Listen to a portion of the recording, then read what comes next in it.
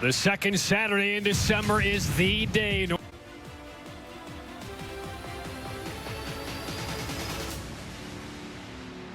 The second Saturday in December is the day North Carolina high school football players, coaches, and fans dream about, playing on the biggest stage for a state title.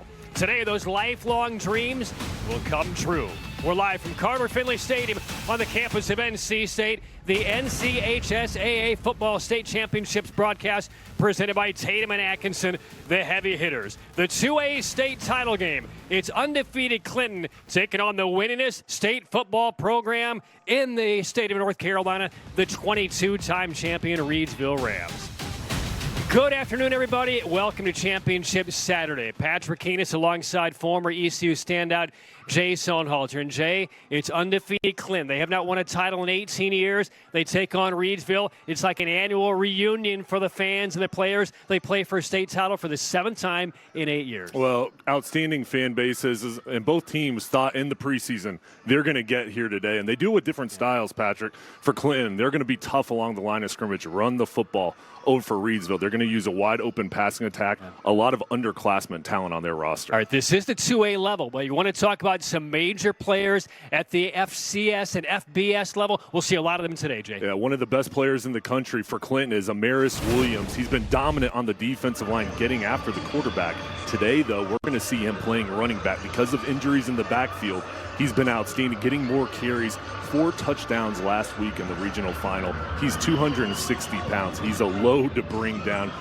Expect him to get over 30 carries here during the ball game. Over on the other side for Reidsville, Al Lee, Division I recruit, 17 touchdowns, 0 interceptions in the playoffs. He's been efficient. He's the team leader. He knows how to get the ball on the outside to his playmakers, and watch him with his legs today eluding the pass rush. All right, the top 2 programs in 2A in the state battle today. Let's get to the keys. Brought to you by Ingles Foods. Low prices, love to save you. It's about being physical up front for Clinton, setting the line of scrimmage, and then limiting Reidsville's explosive plays. They're going to try to go over the top. The secondary is going to have to play well. For Reidsville, stopping the run, forcing 3rd and long situations, and the turnover battle is going to be so important today. All right, moments away from dreams being realized. Not just the dreams of the players, also the coaches as well. 3rd member of our broadcast crew down on the sideline to fill you in on the dreams of the head coaches today, Kendall Smith.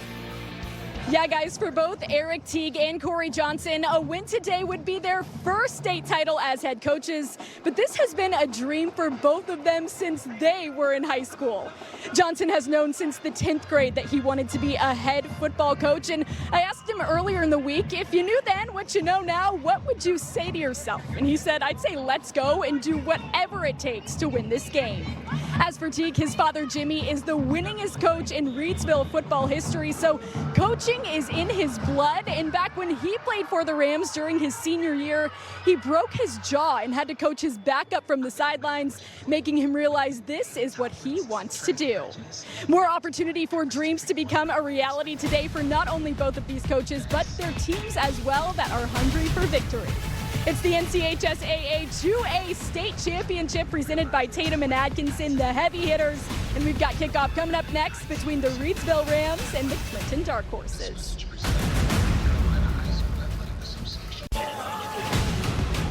Well, you want to talk about a picturesque day. If it's all about the dreams becoming a reality today, you're dreaming for a high school state football championship day. You're also dreaming 71 degrees and sunny skies in the state capital of North Carolina. And these fans have shown out. You have Clinton in from Clinton, North Carolina, from Sampson County, population about 8,000. Most of them are here today, Jay. And for Reidsville, again, this is a family reunion of sorts as they play for a state championship for the 7th time in 8 years. They call Reidsville football the football capital of North Carolina. Their mantra this year has been 23 in 23. They won 22 state titles, more than any high school in the state.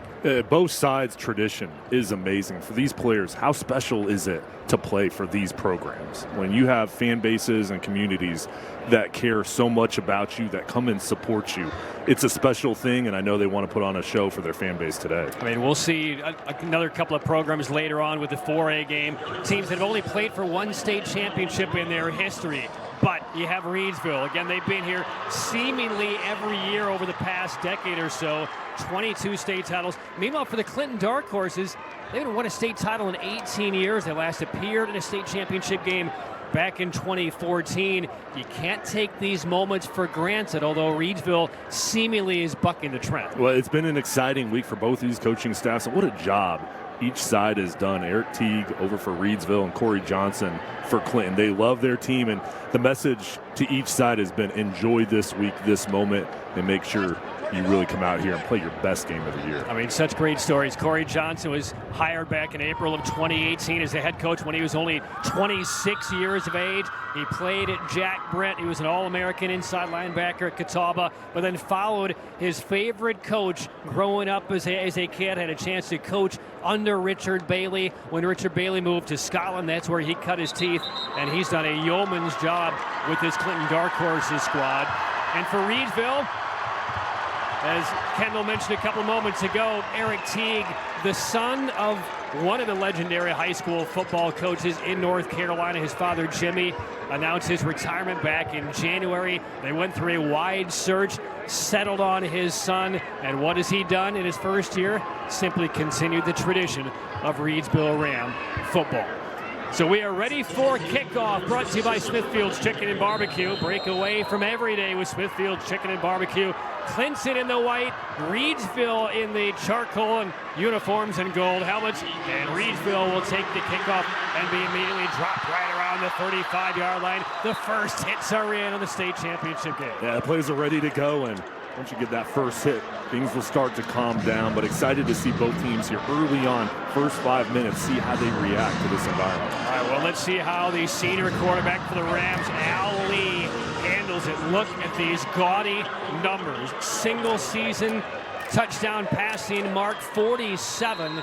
He's thrown only 8 interceptions, nearly 3,500 yards, and he will work out of the gun. This will be a fun offense to watch for Reidsville. First play from scrimmage, quick little toss to the right side. We'll see how the defense for the Dark Horses trying to bottle them up, and not very well beyond midfield. A horse collar tackle around the 45-yard line. Big first carry by Jeriel Cobb, the junior tailback. And let's get to the starters for Reidsville. Starting lineups brought to you by Tatum and Atkinson. Injured in a car wreck, call the heavy hitters. Well, Al Lee's been phenomenal. This is an athletic group of skill players with Cobb, Harrison, Jones, Neal, Flippin, and then up front with Turner, Dingler, Flippin, Burson, and Ware. This is a group that can road grade you. They're big. They do a nice job in pass protection. Cobb, the top back. He's rushed for over 1,000 yards as we get our first NC 529 first down. Second straight carry for Cobb. Gasses through, steps out of a tackle, moves sideways out toward the 30-yard line. That will be enough for a first down, but there's a penalty marker down, and we'll check that as we check the defense for the Clinton Dark Horses. Again, brought to you by Tatum and Atkinson. Injured in a car wreck, call the heavy hitters. Steve Adams, our referee, and that run by Cobb will be brought back. Well, this front seven is so physical for Clinton. Starts with Williams, Dwyer, Fowler, really tough along the defensive line. And Blackwell, both Williams and Keenan do a nice job in run support. The athletic group in the secondary with Keenan, Jacobs, Rayner, and Evans. Those four really do a nice job ranging, and they're tight in pass coverage. And so most of that first down carry brought back. They'll make it a spot foul. Here's Ali's first pass attempt of the afternoon, and he will connect to the right of the hash marks, and that will be enough for a first down. Tackle made around the 31-yard line, but that will be a first down. And Kendra Harrison, we'll talk a lot about him. He will be a very marked man for the Dark Horse defense. Sophomore, almost 6'8", one of the top football players and basketball players in America. Yeah, he's an All-American, #1 tight end in the country, and he's a mismatch over the middle. They'll line him up at tight end, out at the wide receiver position. He is so athletic for his size. He sets up the slot at the top of the screen. It is first down for Reidsville. Lee again swings it out. Big hit just as the pass got there. The defensive drill by Keenan of the Dark Horses, #3 for Clinton. Hammering away the intended target and the football simultaneously. No penalty. What a play and what a moment. Well, Jakarian Keenan, no hesitation. He just dislodged this ball, laid down the hammer, and said enough is enough. He leads the team in interceptions. He's leading the team in big hits as well this season. Physical in the back end for Clinton. Jay, there is a distinct buzz in Carter Finley from the Dark Horses fans. They've seen that kind of play all year. That pass to the left flat, in and out of the hands, incomplete, and that will bring up third down. Nice throw from Lee on the outside shoulder, just couldn't complete it. And this is where this defensive line, the front seven, can bring different blitzing schemes. And Maurice Williams, number 10, this is really where he goes to work with his different pass rush moves. Well, the Dark Horses fans on the far side of the field as we get a jump on the defensive line by Josiah Dwyer, number 50. That will draw a 5-yard penalty. Population of Clinton, North Carolina, about 8,000. They probably have 2,000 here. They're all mostly dressed in black, waving white rally towels. And just prior to that third down play for their defense, I mean, they were raised the decibel level here in Raleigh. 3rd and 5 for Reidsville. 3-receiver formation, single setback is Cobb. And perhaps a change in the play here by Ali.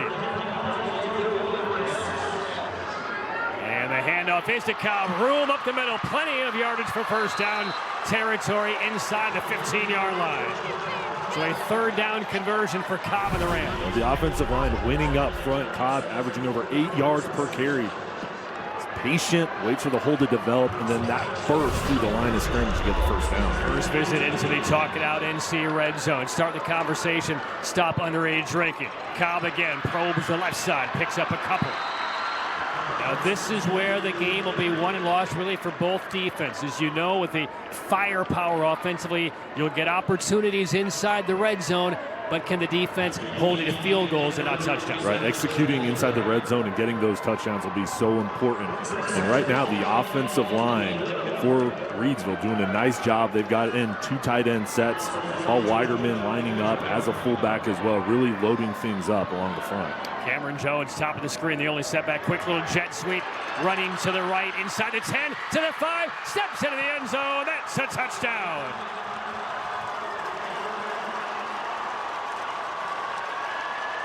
So Reidsville converts on a third down and takes it in. Deontay Neal from 13 yards out. Superstar sophomore plays both ways. Defensive back here on the jet sweep. Follows the block. Weiderman leading the way. He's just too quick, no aware. The right tackle as well, clearing out a path. Excellent first drive, Patrick, for Reidsville, mixing in the run and the pass. So the touchdown by Neal, caught 6 through the air over the course of the year for Reidsville, and nearly untouched. First time we've seen that play call on this opening drive for the Rams. And the extra point from Grady Barrett is good. So it took the Reidsville Rams a little more than 2 minutes on the opening possession of the 2A title game as they pursue what would be a state record 23rd state title. Early touchdown lead for the Rams.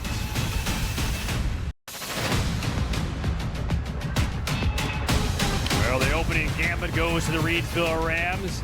Got a fairly short field, converted on third down, and Deontay Neal 13-yard touchdown run on third down gives the Rams a 7-0 lead. But now we will see the Clinton Dark Horses go on offense for the first time. And Jay, they are undefeated.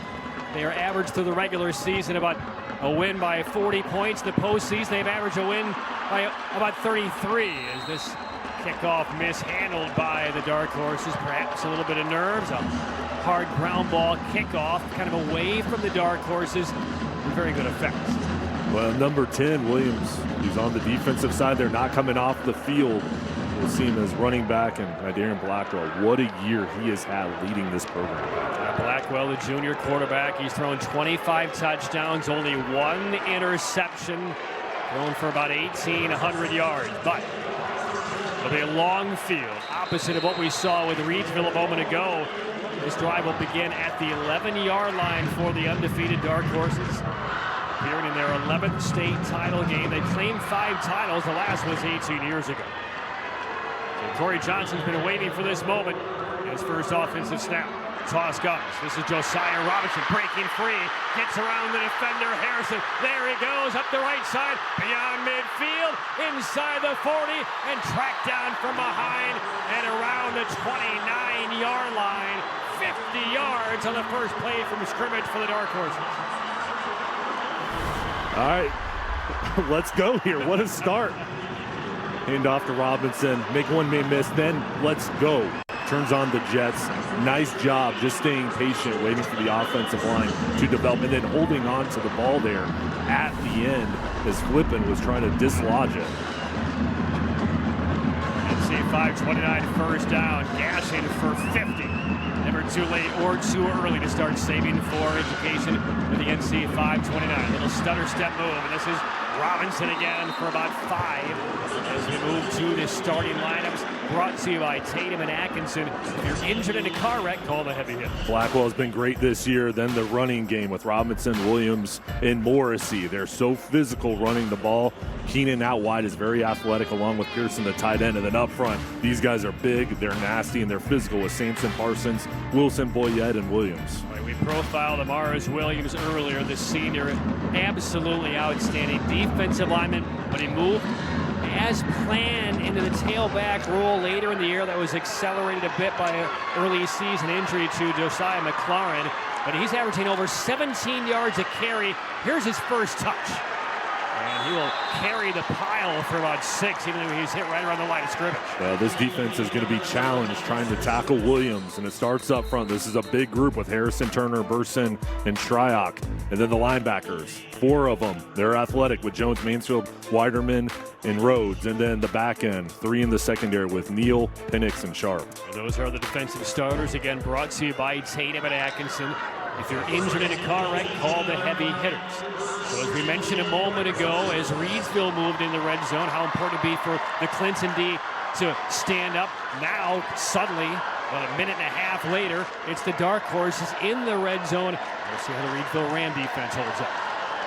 Teams still feeling each other out. There's a look at the head coach, Corey Johnson. 6th year, 61 wins already as he vies for a state championship. First down for the Dark Horses from the 18. Under center is Blackwell. And Blackwell a toss. Williams follows the pile, keeps the leg turning, and pretty well defended. There's the ball's taken away, but the whistle was already blown. A takeaway, though, by the Rams. That's by Kendra Harrison. We're going to talk about 2 premier national players, Williams and Harrison. Yeah, college prospects in this game, and 2 of the best. Harrison, only a sophomore, rips it for progress. Already blown there. Yeah, that was close. It was. It was very close. Harrison wanted that call. I mean, Williams is never going to stop driving forward and feel like the play is dead. And credit to Kendra Harrison, almost had the takeaway for 6. Pickup of 4, second down for the Dark Horses. 3 tight end set for Clinton. Whistle blown just prior to the snap, and this one is going to go against Clinton. False start in the offense. 5-yard penalty. Still second down. Let's talk about that format that led to the false start penalty. It's an unusual formation that we don't normally see, but Clinton uses it often. Yeah, the Dark Horses are going to show different looks. They really like that power look, though, with the fullback, 3 tight ends. And also something we've noticed is Darren Blackwell, he'll pitch it and then seal off the backside. As a quarterback, he's making an extra block to help out in the running game. Now back at the 19-yard line, still second down. They need 11. Clap of the hands. Blackwell keeps it in his own pocket, but does not get much. We'll set up 3rd and long. Now Reidsville, over the course of their trek to the state title game, defense played very well the first couple of rounds, and as things got tighter, they did give up some points, but a fairly easy time with Shelby in the regional final, winning 49-14. As a matter of fact, it's either been Reidsville or Shelby representing the West in the 2A state title game every single year since 2012. They were in the regional final again last week against one another. 3rd down from the 19. Need about the 8. Looks like a broken play. Blackwell creating, gets through, and will be very close to a first down. Didn't look like that was the intended outcome of the play, but they're in Blackwell improvising. Well, in here, there's a fake pitch. It was a counter over towards Williams, and then the pulling guard came to the backside, and Blackwell, his toughness, the vision, just gets enough for the first down. And it will be first and goal now coming up for the Dark Horses. Did see Blackwell a moment ago run over to the sideline. I think his helmet popped off, so he's to the sideline for one play. We'll see now how the Dark Horses handle it. So Clinton now has Alexander Evans out there, number 7. He's going to act as the quarterback for a play here. And he has Amaris Williams to his left, and now a whistle is blown. And again, this might be personnel related with Blackwell on the sideline. And a whistle blown. Delay. A delay of game. From the offense. You can understand why that happened. Penalty. First down.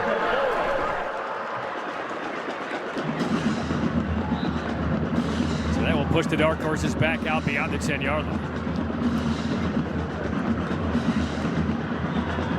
And that will not give Blackwell the opportunity to return.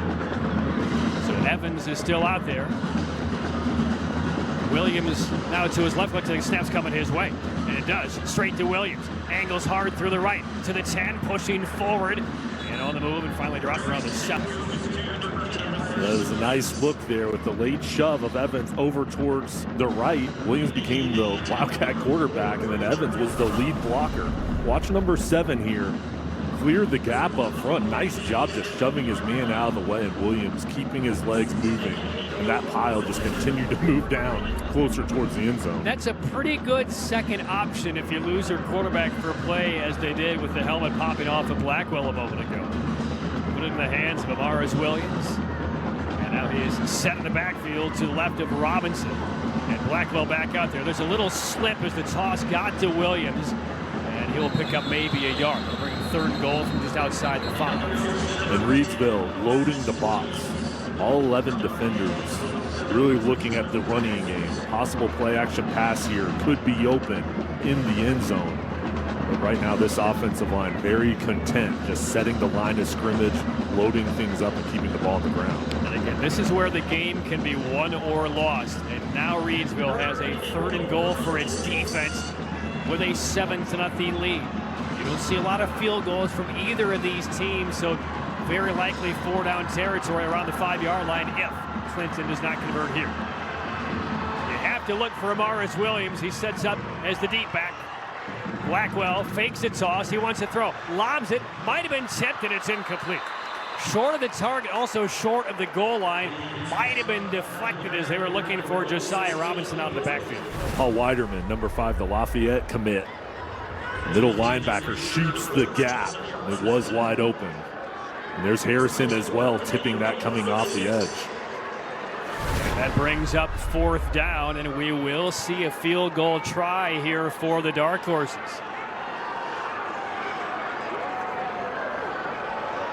So Brant Sumner, sophomore kicker. His brother is a kicker on this team as well. This will be a 23-yard attempt to get the Dark Horses on the board, and it is banged straight through. So a 23-yarder by Sumner, and that makes it a 7-3 game. So each team has had the ball one time in the opening quarter of this title game. Both teams have scored. Reidsville 7, Clinton 3, late stages, first quarter.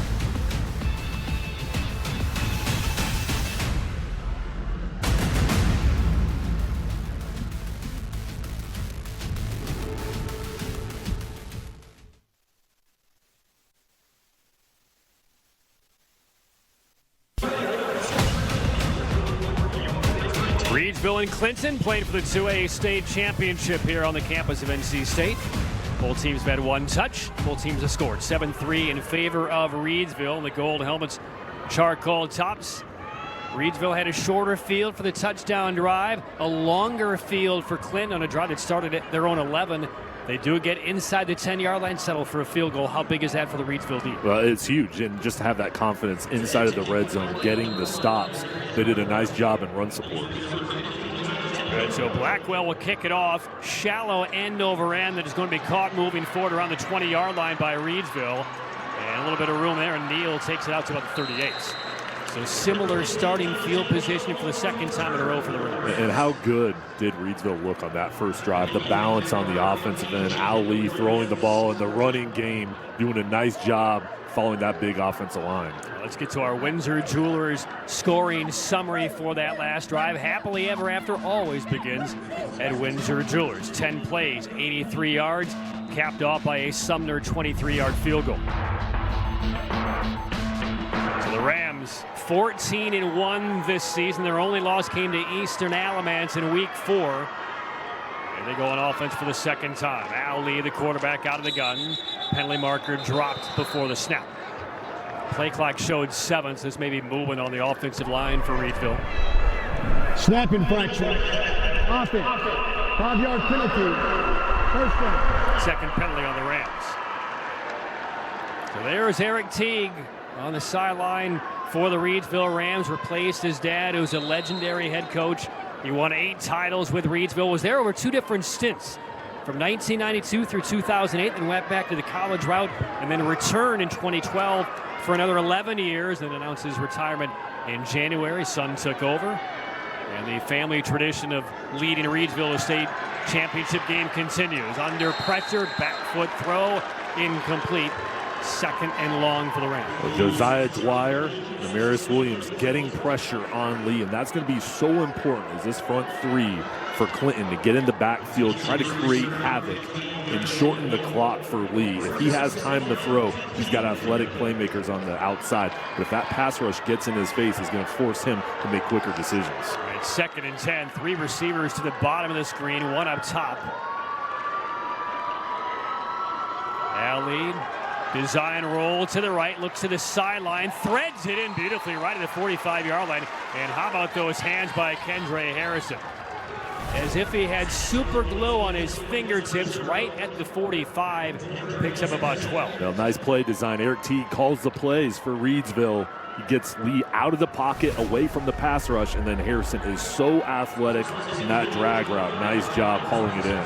3rd and 3 from the 45. Big early moment for the Dark Horses defense, trying to quickly get the offense for Reidsville off the field. Not an easy chore. Plenty of time to play clock for Lee. Rushing for the give, and this will be close. Stacked up pile, still moving, and that second effort will be enough for a first down for the Rams. So Darrell Cobb comes through again. And that'll bring up a first down for the Rams right at midfield. They ran right behind Paul Weiderman, number 5. He plays both ways. He's a thumper on the defensive end, the offensive side. He'll lead block. He's committed to Lafayette, one of the leaders for Reidsville. He's been already kind of an unheralded star for the Rams offense these first 2 drives. NC 529 first down, right at midfield for Reidsville. Al Lee. Not under much pressure, will heave one down the left sideline, reaching out and bringing it home inside the 10-yard line. What a grab by Deontay Neal. Fingertip catch, 37 yards downfield. One-on-one coverage on the outside. Lee recognizes it. Nice throw with the touch over the top. Hitting Neal, outstretched arms. Look at this hand-eye coordination, bringing it in, maintaining possession. Huge play through the air. They'll mark him down to the 13. Rack that up for the highlight reel. And inside the talk it out NC red zone again of the Reidsville Rams. And their offense already purring along in 5th gear in this opening quarter, which has about 2 minutes left. Play blown dead. We'll start. 75. 5-yard penalty. First down. 3rd infraction on the Rams. That's about the only thing slowing Reidsville's offense down.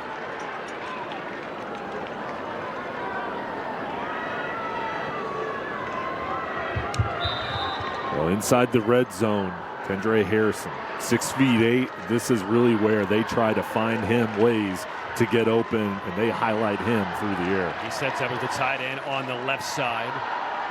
First down. Fake handoff, Lee looking, scrambles right, throws, looking for Harrison, finds him inside the 10-yard line. 3 defenders try to slow him down. He backpedals sails into the end zone. Touchdown, Kenray Harrison and the Reidsville Rams. Man-size strength and effort by Harrison, and it's 13-3 Reidsville. It was a drag route. He's amazing. Even when he's covered, he's open.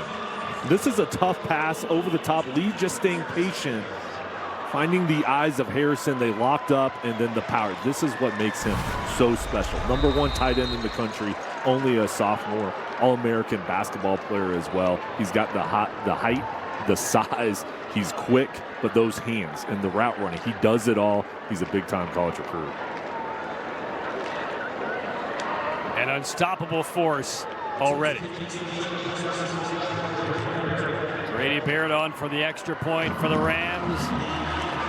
Feathers that one through. Good luck to the dark horses to slow that man down over the next couple of hours.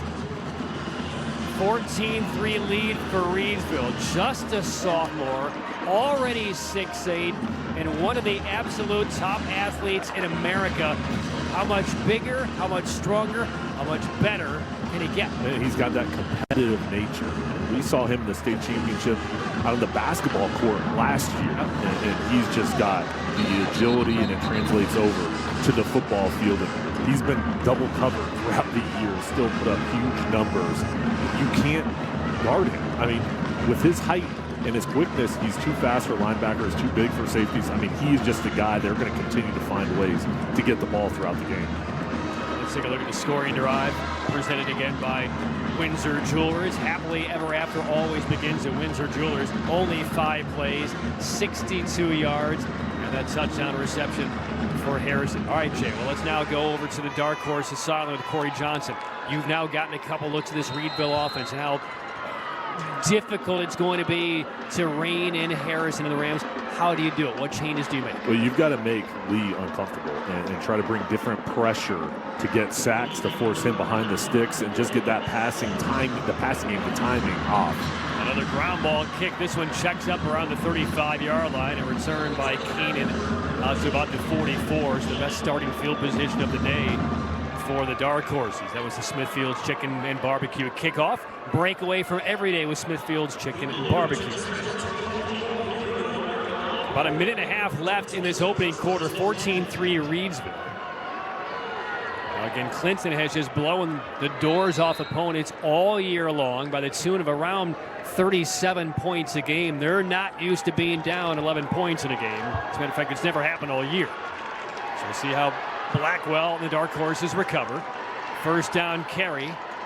And a pile driven out close to midfield.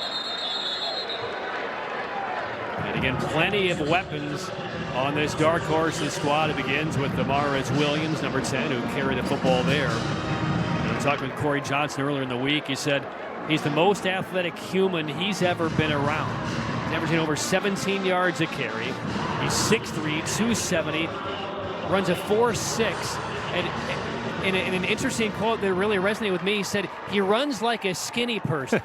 I'm a skinny person, so I appreciate that comment, especially from a guy that's certainly not my size. They will need to lean on number 10. Second down. Toss. This is Williams again. Nudging into Reidsville territory. And that will present third and short for the dark horse. Well, the challenge for Reidsville will be continuing to tackle Williams and that power, that speed, that size for 4 quarters. And Clinton is betting that they can't do it. They're going to get tired in the 3rd and 4th quarter. They're going to continue to run the ball, test out the front 7, and rely on this offensive line that's very physical. Patrick, there's great veterans up front, and these guys play so well together, and there's a chemistry between that offensive line. We may not need another play in this opening quarter. The play clock is a little bit above the game clock, and Clinton will allow it to tick out. It is a very important 3rd and short coming up. We are done with 1 quarter of the 2A state championship game. As expected, heavyweight battle. Reidsville looking for a 23rd title, up 11 on Clinton.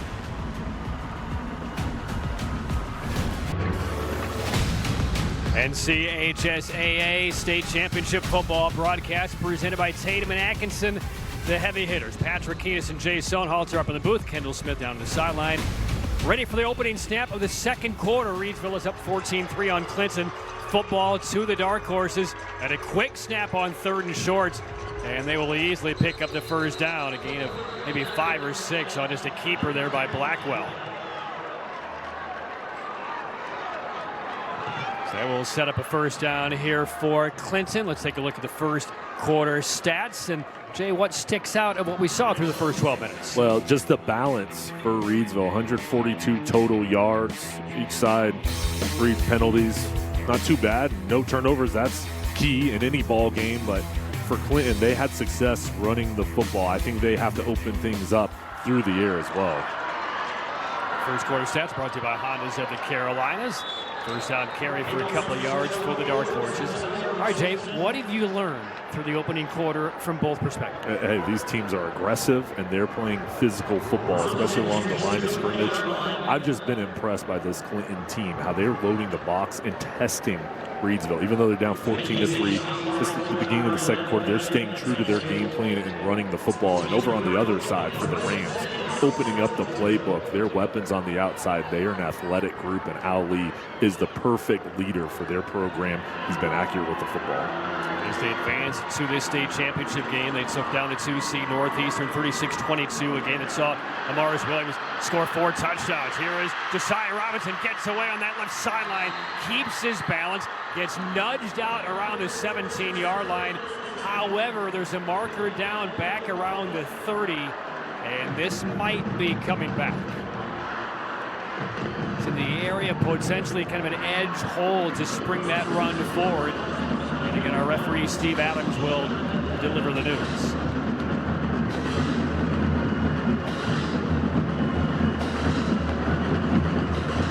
Holding. Offense. Number 50. 10-yard penalty from the spot of the foul. Second down. That's one of their defensive leaders in Josiah Dwyer, number 50.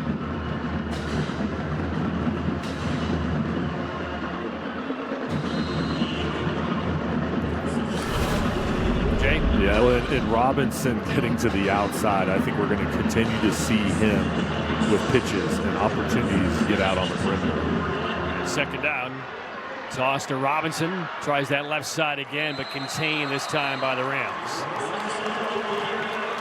Pretty good read right there by Reidsville's Johnny Sharp. Sharp, 130 tackles on the year. Him and Weiderman just swallow this up. Good job getting penetration and forcing a third down. Yeah, they have 3 players on the defensive side of the football with 130 or more tackles. Mansfield, Weiderman, and Sharp. And they have led the way for the Rams defense this year. Possible 4-down territory for the Dark Horses. Trailing 14-3. This is 3rd and a short 7. And now we're going to get a timeout taken. Again, some personnel issues in terms of formation. Big moment here in the second quarter for Corey Johnson and Clinton. 3rd and 6 face the Dark Horses, down 11 early second quarter when we come back.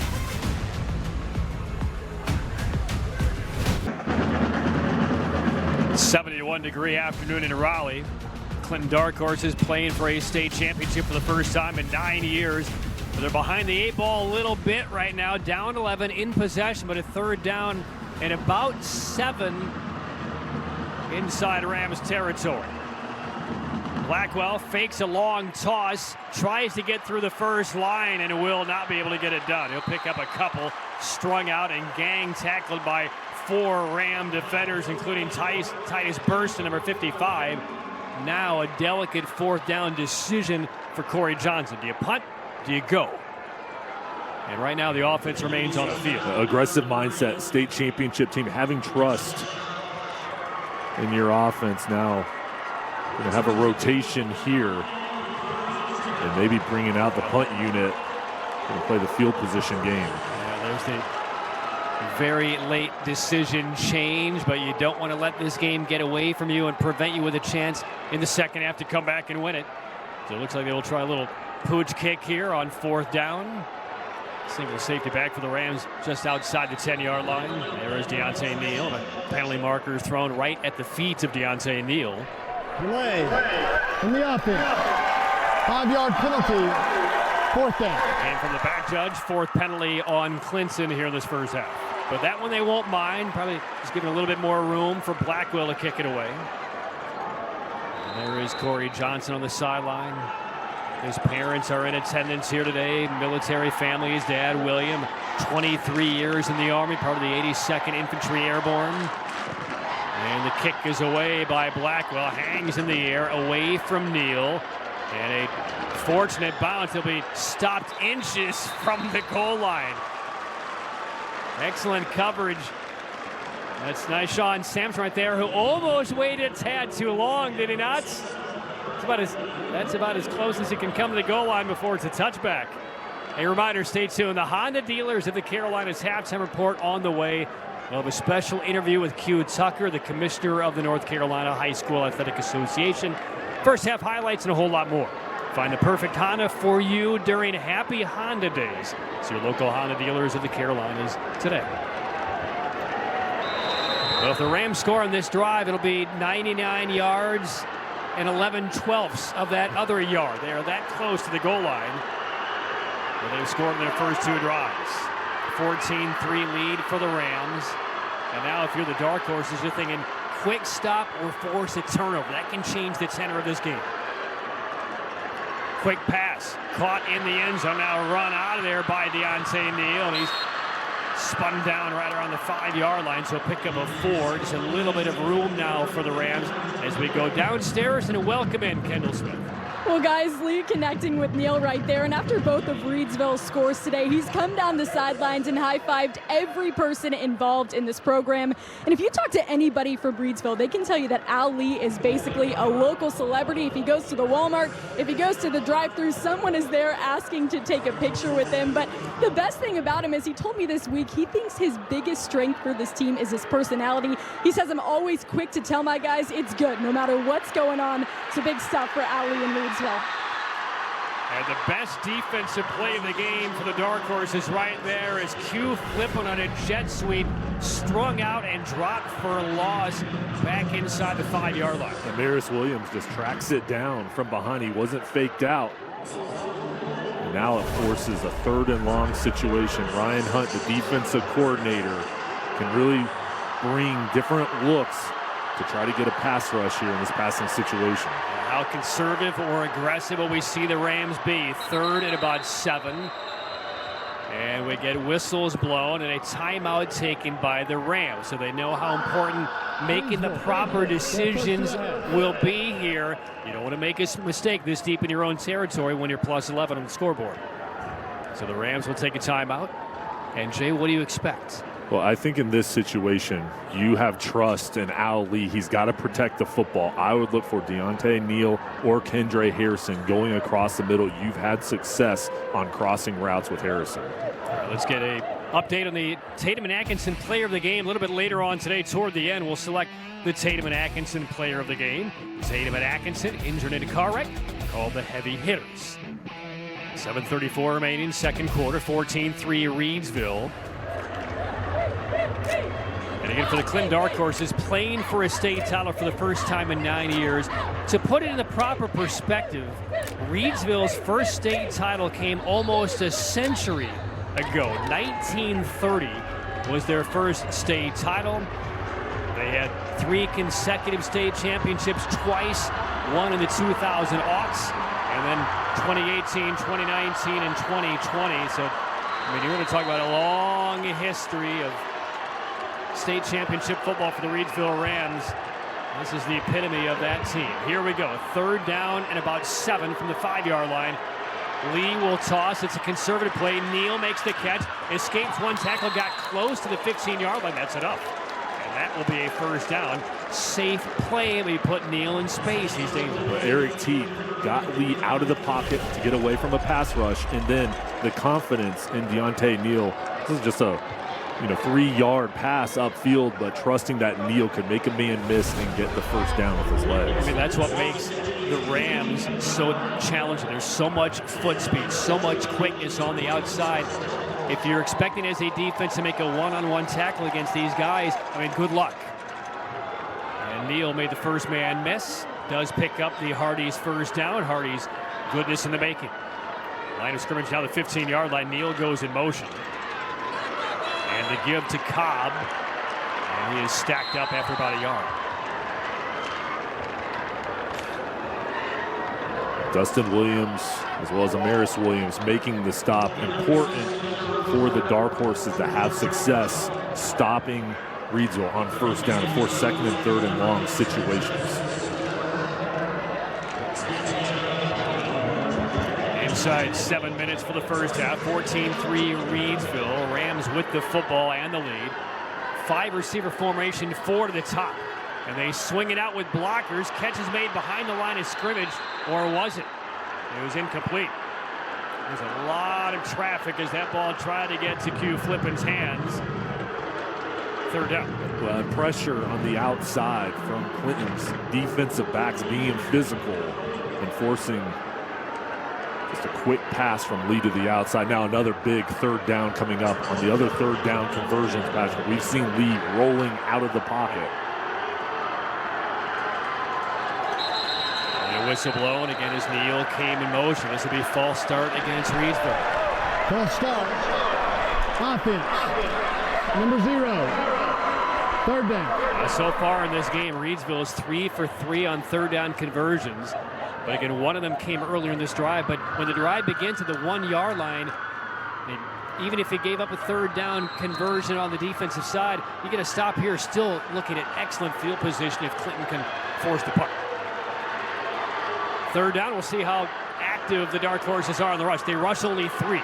Lee will lob it up the left sideline, a leaping effort, but it lands out of bounds. Catch was made by Flippin, but he had both feet land on beyond the boundary, and that is going to force the first punt of the afternoon of this championship for Reidsville. An excellent coverage from Jeffrey Arnett, number 6, the 3-sport star for the Dark Horses, making it difficult on Flippin, just hugging him there on the sideline. So Reidsville will punt it away. Devin Shryock, the senior, is out there, number 9. And he will be into the red of the NC State Wolfpack end zone. And Blackwell, the quarterback for the Dark Horses, is the return man. He's inside the 50. And the approach is away, and Shryock gets dropped, and there's a marker down at the 5-yard line. Excellent punt, no return, but the Rams are going to keep the football here. Clinton went for the block. They came in very late, very hard into the leg of Shryock, and this will be a personal foul. Roughing the kicker. It's a defense. 15-yard penalty. First down. And a mistake you just can't afford to make if you're the Dark Horses. Momentum shift. And went for it. That's Jakarian Keenan, number 3. Just took out both legs. Fortunately, Shryock is all right. They'll mark off the penalty to about the 27-yard line. So possession will be maintained by Reidsville. That's almost as good as a turnover for the Rams. Huge sudden change, and now if I'm Reidsville, I'm taking a shot down the field here to test out this defense after they have to come back out on the field. I'm going to be aggressive. Big key. Let's see how the psyche of the D holds up here for the Dark Horses. They thought they finally got the Rams off the field. Little misdirection up the middle for about a yard, maybe.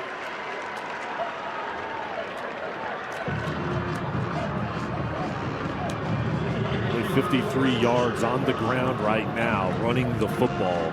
It's been through the air where the Rams have really done their damage. This defense staying fresh, having to come back out on the field. Very few substitutions. Many of these players playing both ways. 3 down linemen for the Dark Horses on 2nd down and 10. Little slip there. Cobb maintains his balance and skids out to the 30. Well, here we go again. 3rd time on this now extended possession because of the roughing the kicker penalty. It's a 3rd down and long facing the Rams offense. Now Lee having success getting out of the pocket, getting away from the rush. We'll see if they continue to try to get him on the move. Up at the top of the screen, Deontay Neal and Kendra Harrison lined up next to each other. Quickening the tempo on this 3rd down call. Now a peek to the sideline by Ali. They will reset Weiderman on the right wing. 3rd and 8.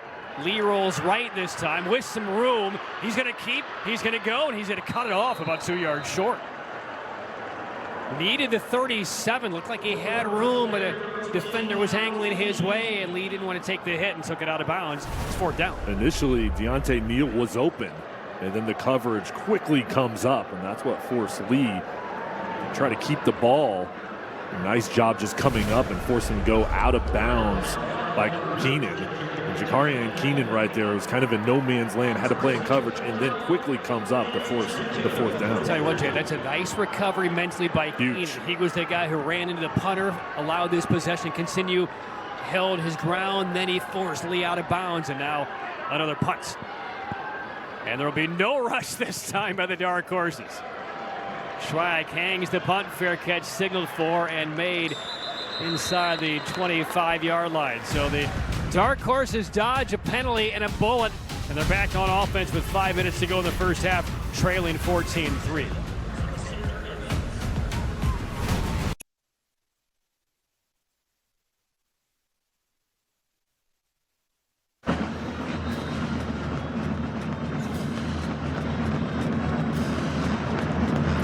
Reidsville leading Clinton.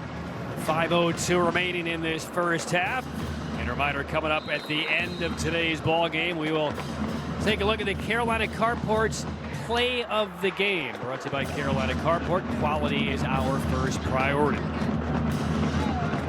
The Clinton Dark Horses playing for a state title for the first time in 9 years. They've spotted Reidsville an 11-point lead. Back on offense. Big room right up the middle on first down. And close to the 45-yard line. That will help the mindset of the Dark Horses. First down carry by Josiah Robinson. Breaks it off for about 20. 6 carries now, 100 yards for Robinson. A pitch, and then the offensive line just road grading up front. Nice job clearing a path. Walter Parsons, Dexter Wilson, and Connor Boyette. Those 3 interior linemen got up to the second level. Hardy's first down. Hardy's goodness in the making as we go downstairs to Kendall. Well, guys, Clinton's had to grind it out a little bit here in the first half, but for this program, nothing is given, everything is earned. All these guys had to go through a military-style boot camp before they could even practice this season. Coach Johnson made him do it. He said, I want them to learn how to overcome adversity, especially when game time comes around. Yeah, talked about his dad, 23 years in the Army, kind of a military approach with that boot camp. And a military approach in the family. He said, in our family, nobody ever lied in our household growing up. And he's trying to not only turn these players into football warriors, but true ambassadors in life, whether it be in business, as husbands, or what have you. Well, and that toughness is physical, of course. It's the mental toughness. And when we were talking to him, it's just really a testament to his character and what he's trying to build with these young men, something that they'll be able to carry on throughout the rest of their life, all that hard work they're putting in. First down, direct snap to Amaris Williams, tries the left side, and look how tough it is to bring him down.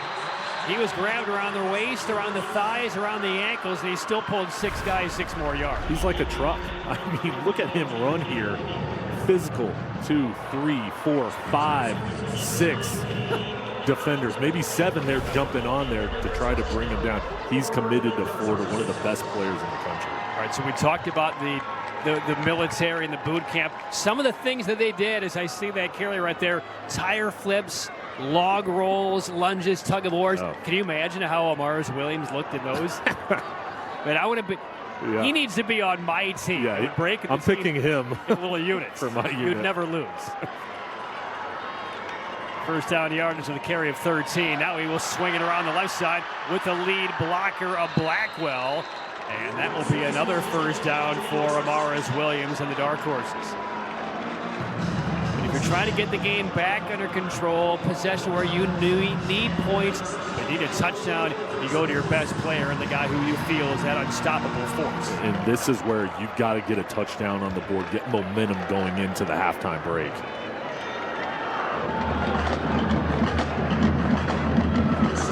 So just like that, down to the 32-yard line. First down for the Dark Horses.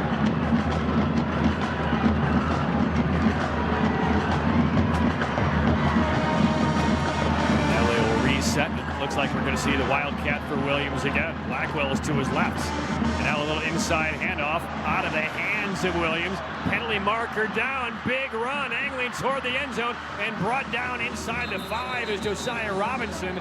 But there's a marker down back in the 34, and judged by the reaction on the sideline of Corey Johnson, man, he knows that was the right play call, but a mistake by his offense. Illegal formation. More than 4 men in the backfield and the offense. 5-yard penalty for the previous spot. First down.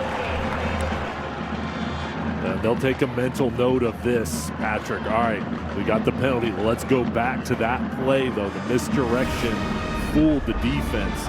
We'll see them use that again and try to get Robinson out on the perimeter. That close, but now backed up 5 yards. Clock winds down toward 3 minutes. Now it's first down from the 37.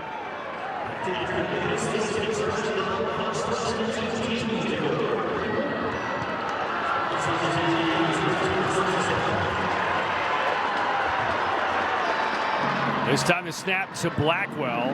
He'll keep through the middle, being chased and being jockeyed down around the 25-yard line. Good job kind of recovering most of the penalty yardage and then some. The tackle made by Reidsville's Johnny Sharp.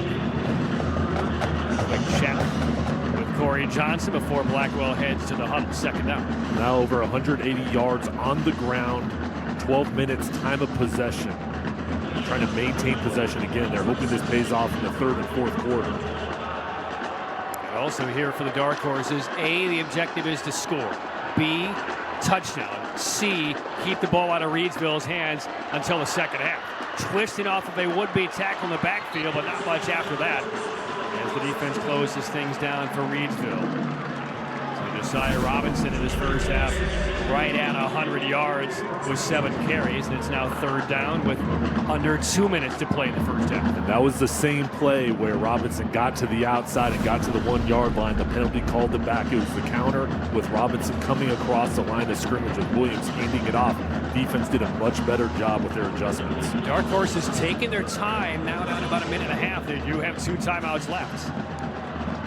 3rd and 3. To figure the ball is going to get to number 10 here, Morris Williams. And it will, a fake to him on the handoff. Little slip, Blackwell in trouble. Racing left, buys a little time and cannot escape. Tackled into the sideline, no marker down. That'll go for a sack, and Kendre Harrison, number 0, the star for Reidsville, ran him down. Impressive coverage laterally by Harrison. 4th down. Well, it was a play action, and Harrison coming upfield, and Blackwell recognizing, hey, I've got to tuck and run here, and then he continued to play. He just never gave up on the play. I mean, that's when you watch that on film. That's what coaches want to see, is that effort and not giving up. And did you see the sportsmanship on the sideline after the tackle, which was a legal tackle? He reached down with his hand, wanted to help Blackwell to his feet. 4th down. 1:13 remains the first half. Dark Horses down 11, and they will go here on 4th down. And a handoff to the inside. This is Morris Williams. He will not get close to the first down, and the Rams get the stop. So a promising drive for Clinton fizzles out inside the last 2 minutes. And now the Rams take over. 68 seconds left, up 11. So coming up in just a couple of minutes, the Honda Dealers of the Carolinas halftime report. Special interview. We'll sit down with Q Tucker, the long-standing commissioner of the NCHSAA. We'll have first half highlights and a whole lot more. You can find the perfect Honda for you during Happy Honda Days. See your local Honda Dealers of the Carolinas today. Well, Jay, the objectives we just laid out a minute ago: score a touchdown if you can, keep the ball out of Reidsville's hands. No boxes checked in the final couple minutes for Clinton. And Reidsville now with the ball and a 14-3 lead. And 2 timeouts. So they've got an opportunity to really attack the middle of the field, and they can stop the clock. And another marker is down. Play clock was down to 1.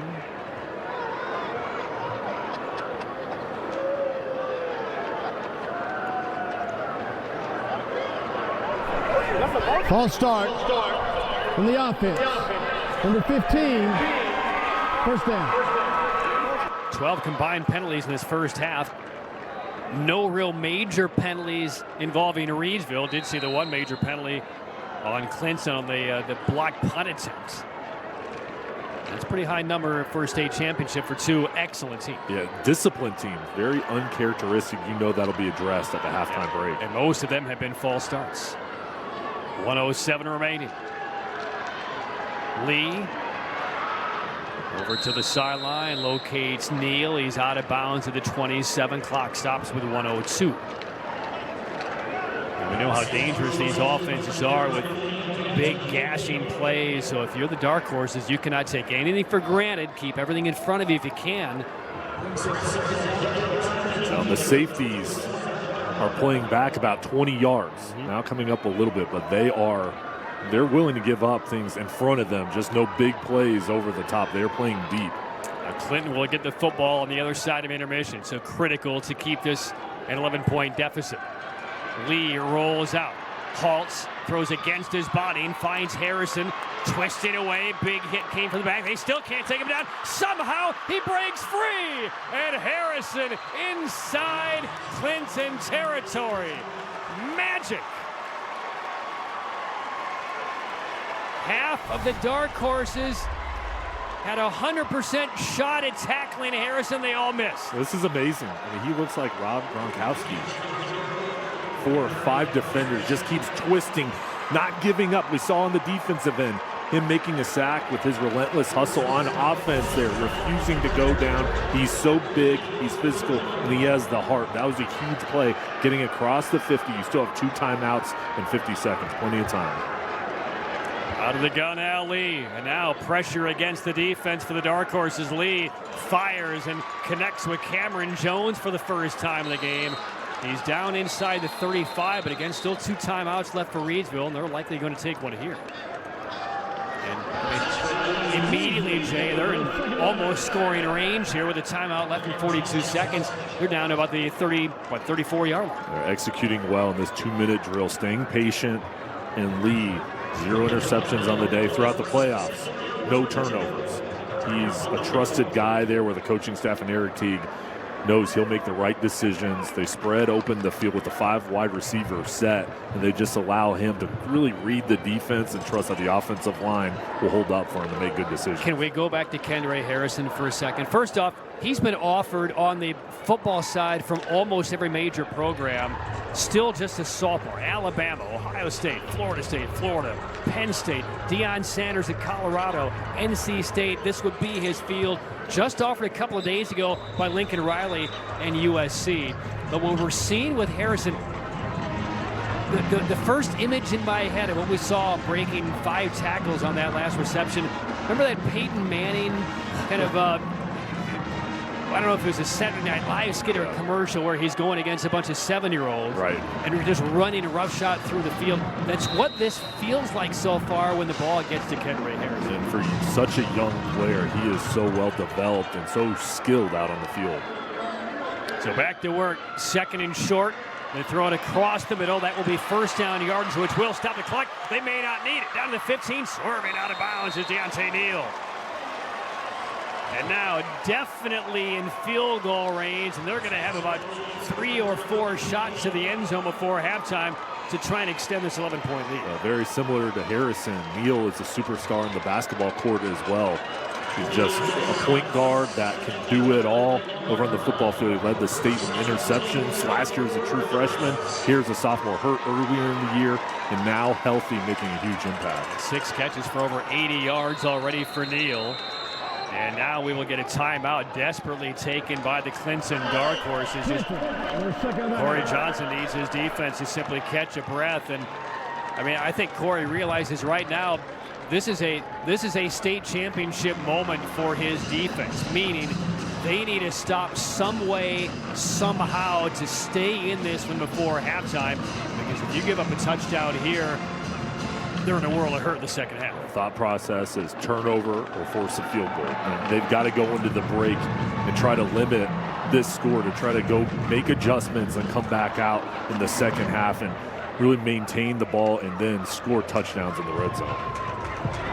You know, for Corey Johnson's dream of being a head coach since he was in the 10th grade. And here's the opportunity today with Clinton.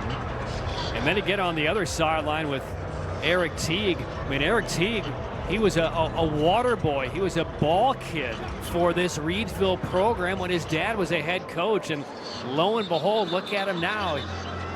Teague is now in his first year for Reidsville, just overtook the job officially when he got offered back in January. They went through the full process. Matter of fact, when he was told he got the job, the principal and AD called him down in the office and said, "Do you know why you're here? Do you know that we're about to offer you the football job?" He said, "I'm hoping that's why I'm here." And he's continued that tradition. His dad's still on the staff. Technically, he's up in the booth, but no longer leading the program. Al Lee on first down. Room to the right. Throws back corner and overshoots his target, looking for Kendra Harrison toward that back right pylon. And Eric T will line up Harrison and Neal on the same side, and that's a two-man read for Al Lee rolling out. Neal in the flat, Harrison deep on the corner route in the end zone. That ball sailed a little bit, but just puts the defense in a tough predicament with those two on the same side. And again, for this Rams offense through the air, 47 touchdowns by Lee, but spread out. Harrison had 14, Flippin 12, Jones had 8, Neal 6. I mean, there are so many weapons catching the football for the Rams. Second down. They keep it on the ground and inside the 10, still the timeout left. And the tackle made right around the 7 as Cobb gets knocked down. And with 23 seconds left, we'll get that last timeout taken by Reidsville. Third and final timeout of the half.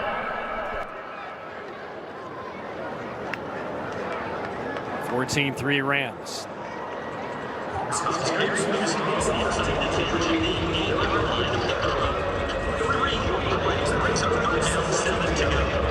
Now from a defensive side, you pretty much know they're putting the ball through the air here with no timeouts left.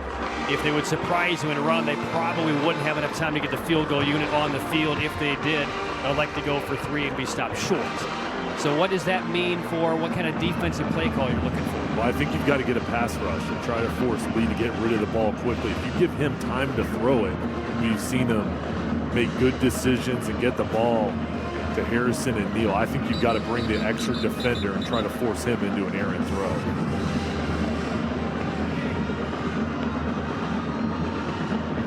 Corey Johnson, I mean, he knows how important this play is now for his defense. Third down from the 8, no timeouts left for the Rams, leading 14-3 for the 2A title. Harrison in the right slot.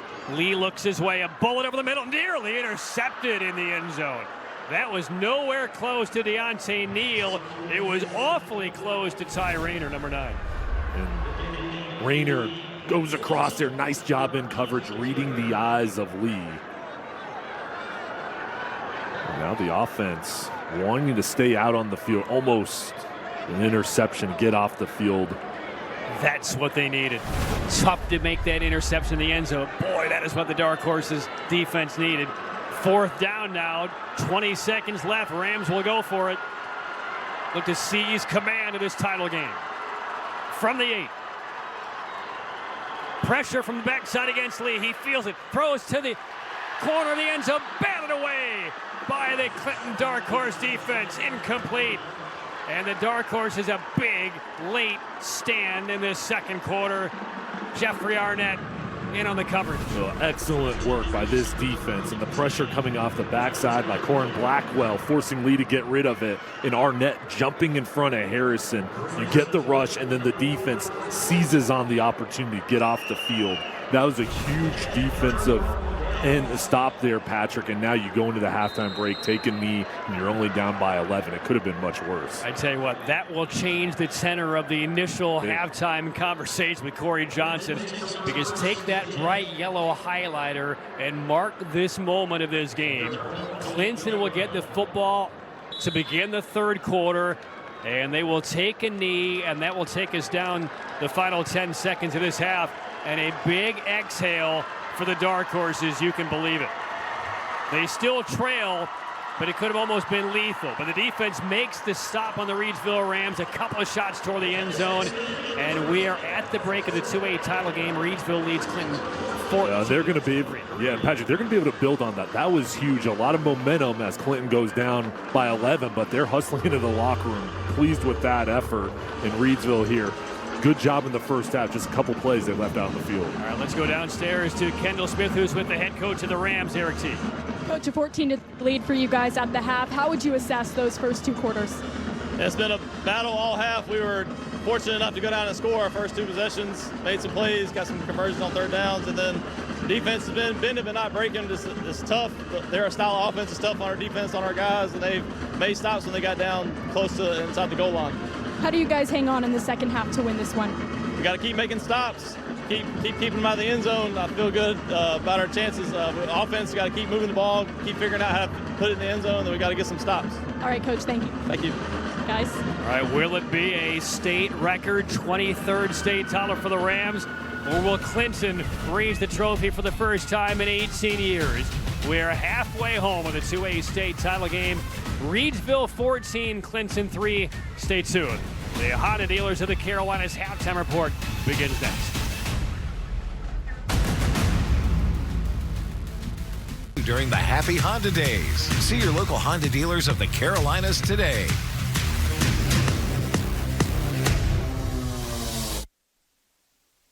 Commissioner Tucker, we appreciate your time. Thank you very much for having me.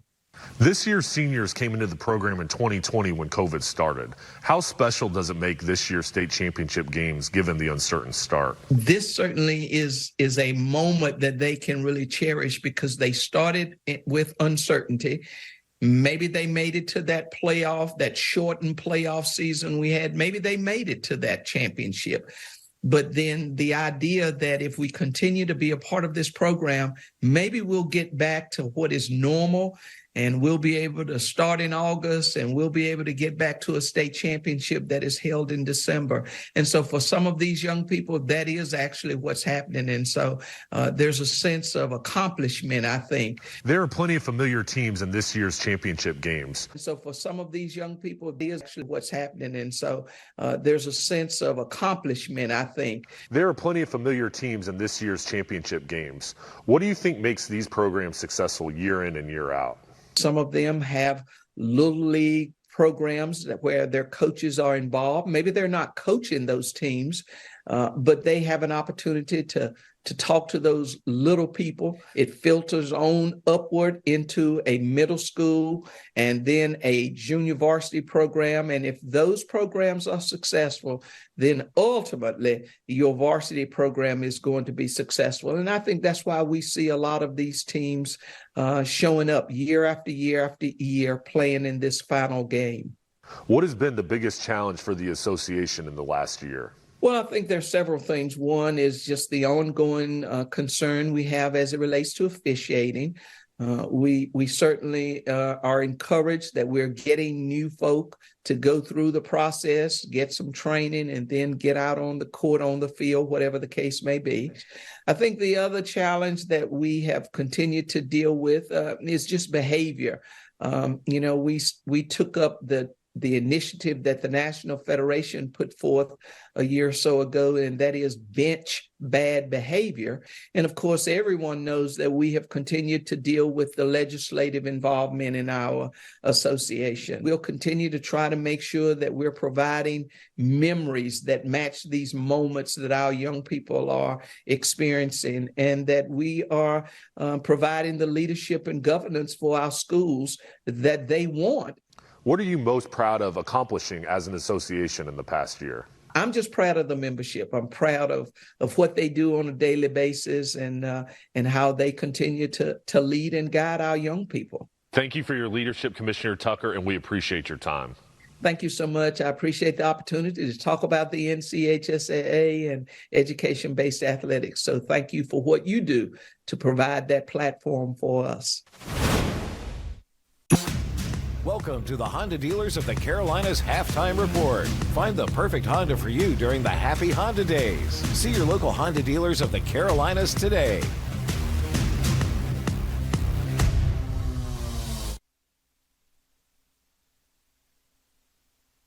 Thank you for joining us, and we appreciate your time. Yes, thank you. How can someone find help if they're in crisis and need more support? In North Carolina, we have a fantastic resource. It's 988. You can call, chat, or text 988 and talk to crisis counselors 24/7. It's anonymous. They can get you help right away or tell you about other resources in the community. What happens when someone reaches out to the Lifeline? So they will walk you through a series of questions just to make sure you're safe, and that they'll talk to you as long or as much as you need. We have a diverse range of crisis counselors that answer our phone. We've got special lines if you're Spanish speaking. If you identify as LGBTQ+, we have our Trevor line. We have a veterans line. We have text and chat features. We want to make sure that our line is accessible and inclusive for everyone that wants to call and wants help. Are there any final thoughts that you'd like to add? To talk and say, hey, I notice you're not yourself lately and I care. It's important to recognize those signs, to talk about them out loud, and to ask. People worry that if they ask, somehow it will precipitate a mental health crisis, or it might even encourage someone to harm themselves. That's absolutely not true. We should check on each other. We care about each other. So acknowledge when you see things wrong. If you don't know how to talk, call 988. If you're a parent, if you're a friend and you don't know how to talk to your loved one, call 988 and they can give you some pointers about how to have those kind of conversations. 2A state title game, 14-3 lead for the 22-time state champion Reidsville Rams. Back up in the booth, Patrick Keenis with Jay Sohnhalter. And Jay, big defensive stand by Clinton to keep it an 11-point game. They get the football as we go into some first half highlights. But what really stuck out for you over the first 24 minutes? Well, just how physical this ball game has been thus far, and then how explosive Reidsville has been. Deontay Neal and Kendre Harrison have combined for 10 catches, 160 yards in the first half. Clinton has had moments, and they've run the ball. They've been physical, rushing for 174 yards on the ground. It's going to be a game of adjustments in the second half. Which team can create a big turnover, which team will get that spark, is going to have a big say in who wins the game. We've seen almost 400 total yards between these teams, no turnovers. And there's the touchdown reception by Kendre Harrison, made it 14-3. That was all in the opening quarter. The defense has then made some big plays, a shutout on both sides of the defense in the second quarter. Yeah, Clinton getting off the field on fourth down, knocking that ball loose. Jeffrey Arnett got some momentum for his team going into the halftime break, only down by 11 points. And the halftime stats presented by the Honda dealers of the Carolinas. Well, each side, too many penalties, 12 combined penalties for two disciplined teams. That was addressed at the break. Balance for Reidsville, doing a nice job mixing in the run. They've had 5 wide receiver sets throughout the first half, but they have run the ball well. For Clinton, they've got to execute on third and fourth down situations, get something going through the air, and continue to try to pop off some big runs with Robinson and Williams on the ground. All right, 14-3 is our halftime score in favor of Reidsville. The Honda dealers of the Carolinas halftime report winding down. We'll come back. Kendall Smith will catch up with the head coach of the Dark Horses, Corey Johnson. 24 minutes away from a state title. Reidsville leads Clinton 14-3.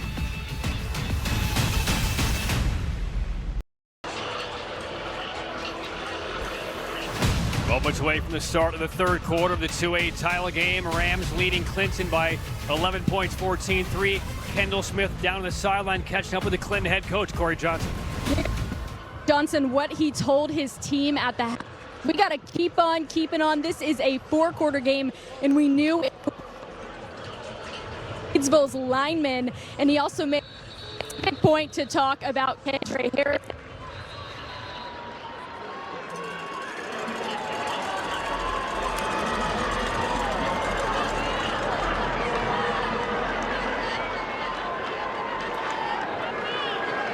All right, so we are ready now for the third quarter. Thank you, Kendall. Apologize for some technical difficulties getting to most of those comments, but I think we can read between the lines.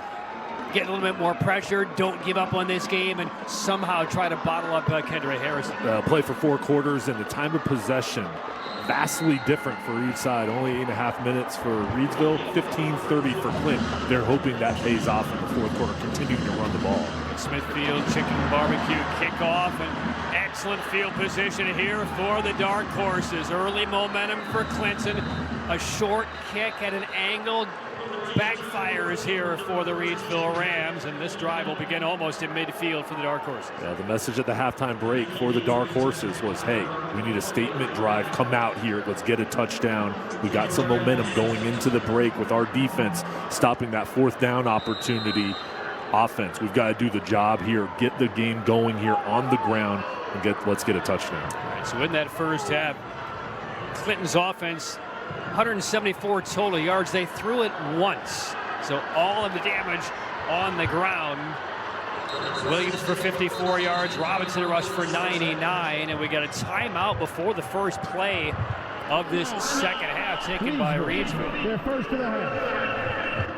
Some confusion. One of the members of the defensive unit coming on the field late, then looking over towards the sideline to see if he should be out on the field, forced the coaching staff to call a timeout. So preserves 5 yards. The entire defensive unit now over to the sideline with Eric Teague, again the first-year head coach here for the Reidsville Rams. The football capital of North Carolina, kind of self-proclaimed, but when you've won 22 titles, more titles than any program in the state, you've won 32 consecutive home playoff games. That is still current. You can call yourselves pretty much anything you want based on their history.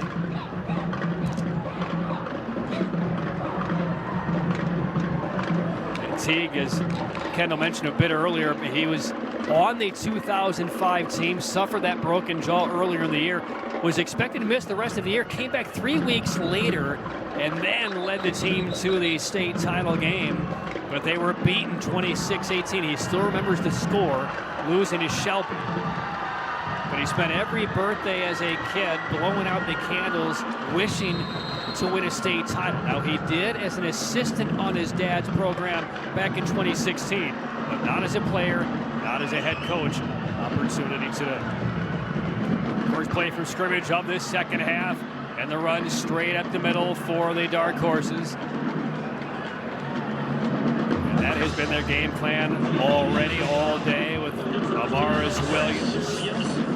He's close to 60 yards, but he's been contained for the most part so far anyway by Reidsville. 11 carries, and this is their identity, is running the football. They're not going to stray from it, relying on their offensive line. 4 seniors and 1 junior up front. We've seen them throughout this ball game mix in 2 and 3 tight ends, a wing back as well. This is a power set. We're going to see the same thing that we saw in the first half. This look where they're going to ground up this defense and try to break through and get some big gains. Gain of 5. This is Blackwell, finds a seam and runs into the second level after about 6 yards. That will move the change for the Dark Horses. So Jay, you've been around football for a long, long time, high school football, college football, and beyond. How important was the defensive stop for the Dark Horses, knowing how the game was played, and what do you think that led to the message at halftime? I think it was huge. As I watched both teams going into the break, there's more dejection on Reidsville's side, even though they were up 11. They were motivated over on Clinton's side because of that stop. Then coming out of the break, same thing with the Dark Horses. They came out with energy, looking over towards their fan base.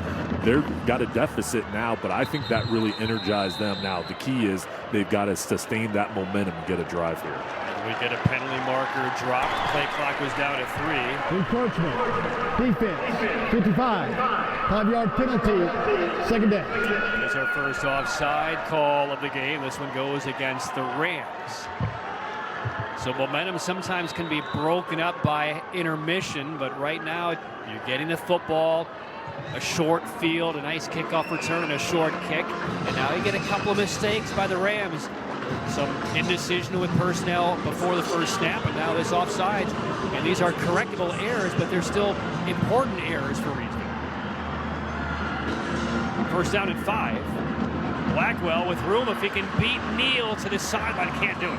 Excellent undercut tackle there by Deontay Neal, playing both ways for Reidsville. He's had a whale of the game. Yeah, he is so physical on the back end, and Neal goes down towards his leg. Good sign for Blackwell getting up, but that was a one-on-one tackling situation for Neal. Blackwell just kind of laid down on his back after that hit for an extra moment or two. Officials are about ready to stop the clock and have him get some treatment if he needed. It came down hard on that right shoulder area, but he's fine. We play on. 2nd and 1. This is where the offside penalty really factors in. Not much on that play, but second and short now. The dark horse is down to the 33-yard line. This is Williams. Ball in through the middle. Breaks away. Heading toward the end zone. Spun around and tackled around the 10. Nearly broke it through. And Amaris Williams breathes life into the dark horses in the red zone again. And this offensive line just leaning on the D-line. The linebackers getting up to the second level. Nice job pulling there with a kick-out block by Walter Parsons, clearing the path for Williams up the middle. Quick snap back to Williams again. Punishing blow as he delivers down to about the 5. And we're seeing the game plan for Corey Johnson. Don't panic, stay close, and let's let number 10 eat. Let the offensive line do what they do, and perhaps grind down this Reidsville defense. You just get the sense that the confidence is growing. They haven't scored yet. It's still 11-point deficit. You get the stop on the defensive end of the half. Nice drive so far. You've got to punch this in. Second down from the 5. The give. Williams again. Maybe a couple yards to the 3. Now put it in perspective. He started the year as the defensive lineman, the star defensive lineman. They knew they would kind of mold him into the rotation, the backfield at some point. The injury earlier in the year to Josiah McLaurin kind of accelerated that. But in 39 carries in the regular season and playoffs, he scored 12 touchdowns. None yet today. An opportunity on 3rd and short. And a marker dropped down, and this may go against the Rams as well. I think it's offsides for the second time. And that's going to give him a first down and goal inside the 3. Jay, what's going on defensively for Reidsville here? 3 major mistakes on this drive. And you said it a minute ago. A small mistake here, small mistake here. It's adding up. Now 3. This offense is rolling down the field. The fan base over for the Dark Horses is ready to erupt. They need a touchdown here to bring this within a 1-score game. This offense, though, is in a groove. Blackwell sprints back from the sideline to the huddle. He'll have both Robinson and Williams in the backfield. And the deep back is Williams. And another marker drops. And this is going to go against the Rams again. A 3rd offside on Reidsville. What is going on? That's what Eric Teague wants to know. They're lining up incorrectly before the snap, Jay. Frustration. I've never seen anything like this where the team leading is just making error after error. And we'll see it. I mean, right there. Again, offside. Lined up incorrectly, and now this quarterback sneak situation. It's 1st and goal from the 1. The Dark Horses trying to knife into an 11-point deficit. The snap to Williams. He's been pushed from behind. Touchdown, Clemson.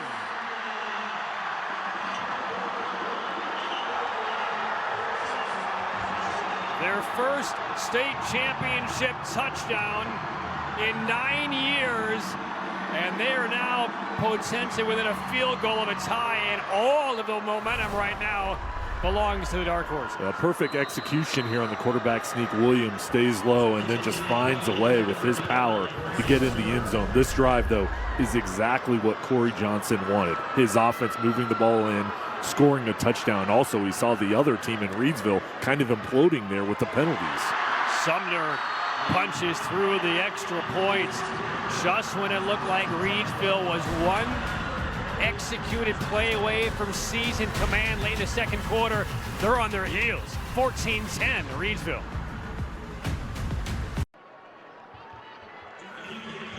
Oh, what a game we have brewing here for the 2A title. Reidsville by 4. When we end, we'll be selecting the Tatum and Atkinson player of the game. Tatum and Atkinson, if you're injured in a car wreck, call the heavy hitters. That's a look at the Reidsville side of Carter Finley. All their fans, I mean, they felt like this was almost a coronation to a 23rd title late in that second quarter. Now they're biting their cuticles here, hanging on with a 4-point lead. Touchdown run by Williams from 1 yard out in a mistake-littered defensive drive by Reidsville. And now the Rams go back on offense after the Smithfield Chicken and Barbecue kickoff and weaving forward to about the 40-yard line.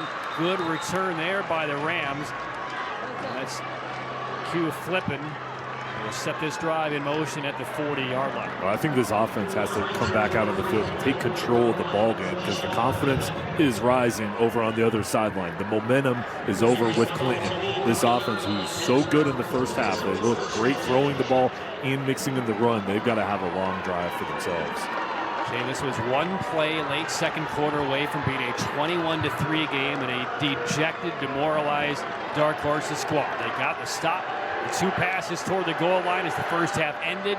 Took the ball, capitalized on 3 defensive miscues, and punished on the ground for a touchdown to get right back in the game.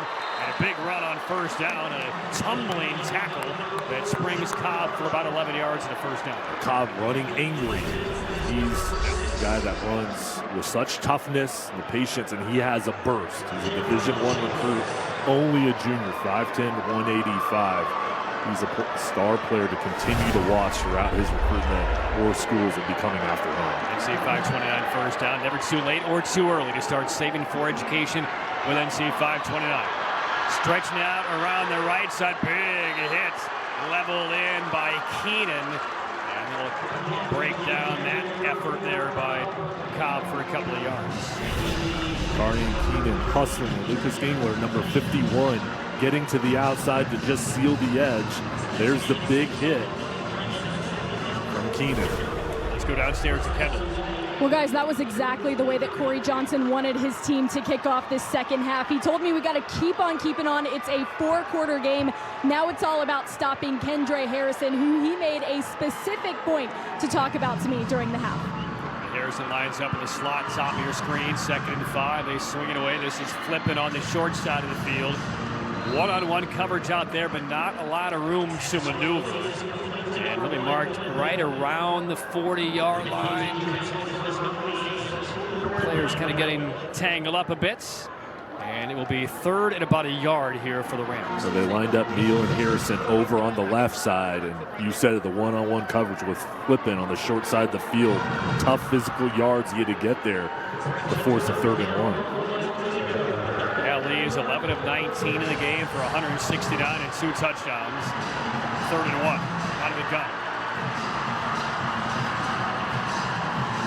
The give to Cobb. He has first down yards, breaks through, and takes a tackle down about the 26-yard line. 14 for Cobb. And I think more for his teammates. Just an authoritative point forward to show kind of that panache of this Rams team that has been lacking a little bit over the last quarter or so. Well, Cobb is running with passion. Now 10 carries. I think they need to continue to feed him the ball. They've had success through the year, but this drive, it just looks like there's a different energy with Cobb running the ball. Cobb in the backfield to the left of Alley. First down from the 26. Cobb again looking for room on the left side. Not a lot there. Closed down by Clinton. So on top of that pile, Nathan Fowler, defensive lineman for the Dark Horses, 2nd down. He's averaged over 8 yards per carry on the year. Fantastic season, 17 touchdowns. Only a junior, underclassmen on this roster that are being recruited. This is a group that's going to have 2-3 years with these guys. And they started last year as freshmen, many of them in the state championship game. A fake to Cobb, now a pump fake, and a toss to the end zone. Wide open at the goal line. Touchdown, Reidsville. And it's the marked man, Kendre Harrison, sneaking behind the secondary on a great play fake. Touchdown, Rams. He's controlled the middle of the field today. Another crossing route with the play fake. And Harrison sneaks behind the safety. There, ball fake, and then Lee looks over towards the right, comes back towards the middle. Harrison gets behind the coverage. Wide open, easy touchdown. Well, that'll give the Rams and the Ram fans a breather, because they could feel the charge of Clinton hot on the back of their necks with a lot of mistakes over the last quarter plus for the Rams, but they come through, and the extra point is low, but it's through, and the lead returns to 11. So Kendre Harrison off a great play action fake. Somehow the 6'8" sophomore elite player sneaks behind the safety, reels in the touchdown pass. Third of the game by Lee. And it's back to an 11-point lead for the Rams, 21-10.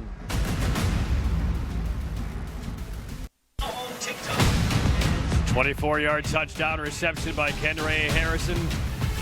Back to an 11-point spread for the Rams, 21-10 over Clinton. And man, did the Rams need that just when they felt like this one might be slipping away. Momentum certainly was not an ally of the Rams until that drive, but to their credit, blocked out all the negativity, blocked out the mistakes, and came through and executed. Short end-over-end kick, returnable for Clinton from the 30-yard line, and very little there for Keenan out to the 35. And let's take a look at the scoring drive summary brought to you by Windsor Jewelers. Happily ever after always begins at Windsor Jewelers. Well, Cobb had a big say on that drive, running the football and then finishing it off with a play-action pass set up from Cobb's running ability. Lee went over the top, and Harrison was wide open. Second touchdown pass for Al Lee today. He's now thrown for almost 200 yards. So similar to what we saw in the opening quarter, where the offenses kind of ran the gamut. The defenses in the second quarter both pitched shutouts. And right now, both teams have had the ball one time. Each team has scored in a swiftly moving third quarter. A little more than 4 minutes left. And we've been a whistle and a timeout taken by Clinton prior to the snap. Clinton, their first of the half. All right, so let's go downstairs to Kendall.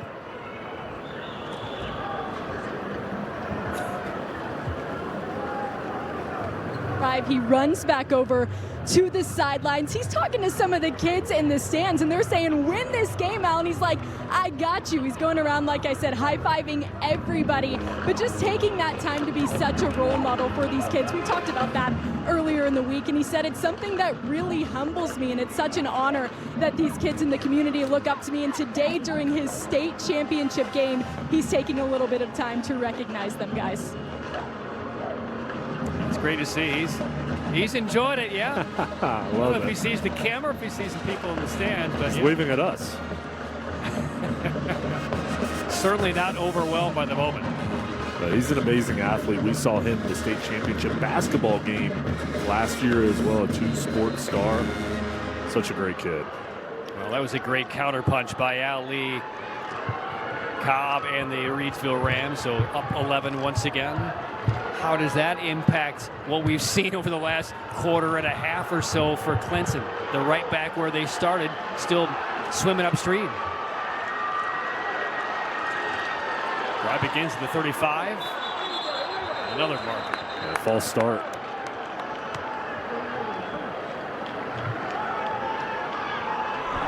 False start. Offense. 5-yard penalty. First down. 8 penalties apiece today.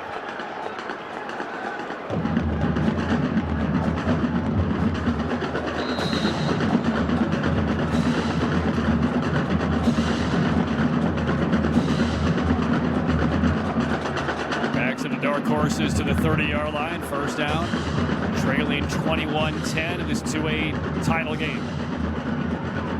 Blackwell fakes the toss. Pressure from the backside. He feels it. Tosses under pressure.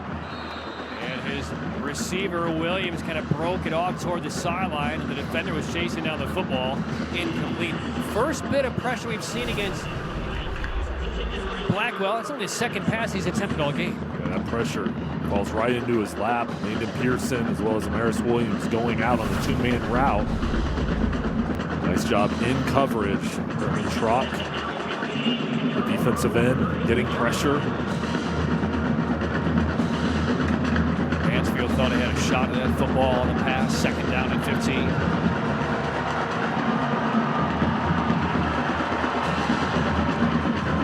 This is Williams. Boy, he was touched as he got the football in the backfield, and a rarity in this one. He's dropped for a loss of about 4 yards. And that's Lucas Gangler, number 51. I mean, right when Williams gets the football, he's almost touched immediately by Gangler and then taken down by Harrison. Gangler playing both ways. Left guard over on the offensive line, switching over to the D line. Plays baseball as well. And Nice job getting penetration. Loss of 3 more, so 3rd and 18. And again, only 2 pass attempts all day by the dark horses. You have to figure another one's coming. And some personnel issues as they just raised Robinson to the sideline, and that will either be a penalty or they'll be forced to use the timeout. Yeah. More than 12 men in the formation. 5-yard penalty. 3rd down. It's now 3rd and 23, Jay, and this drive is going in reverse. And this is maybe the first bit of this game where we've seen kind of a lack of composure here by the dark horses.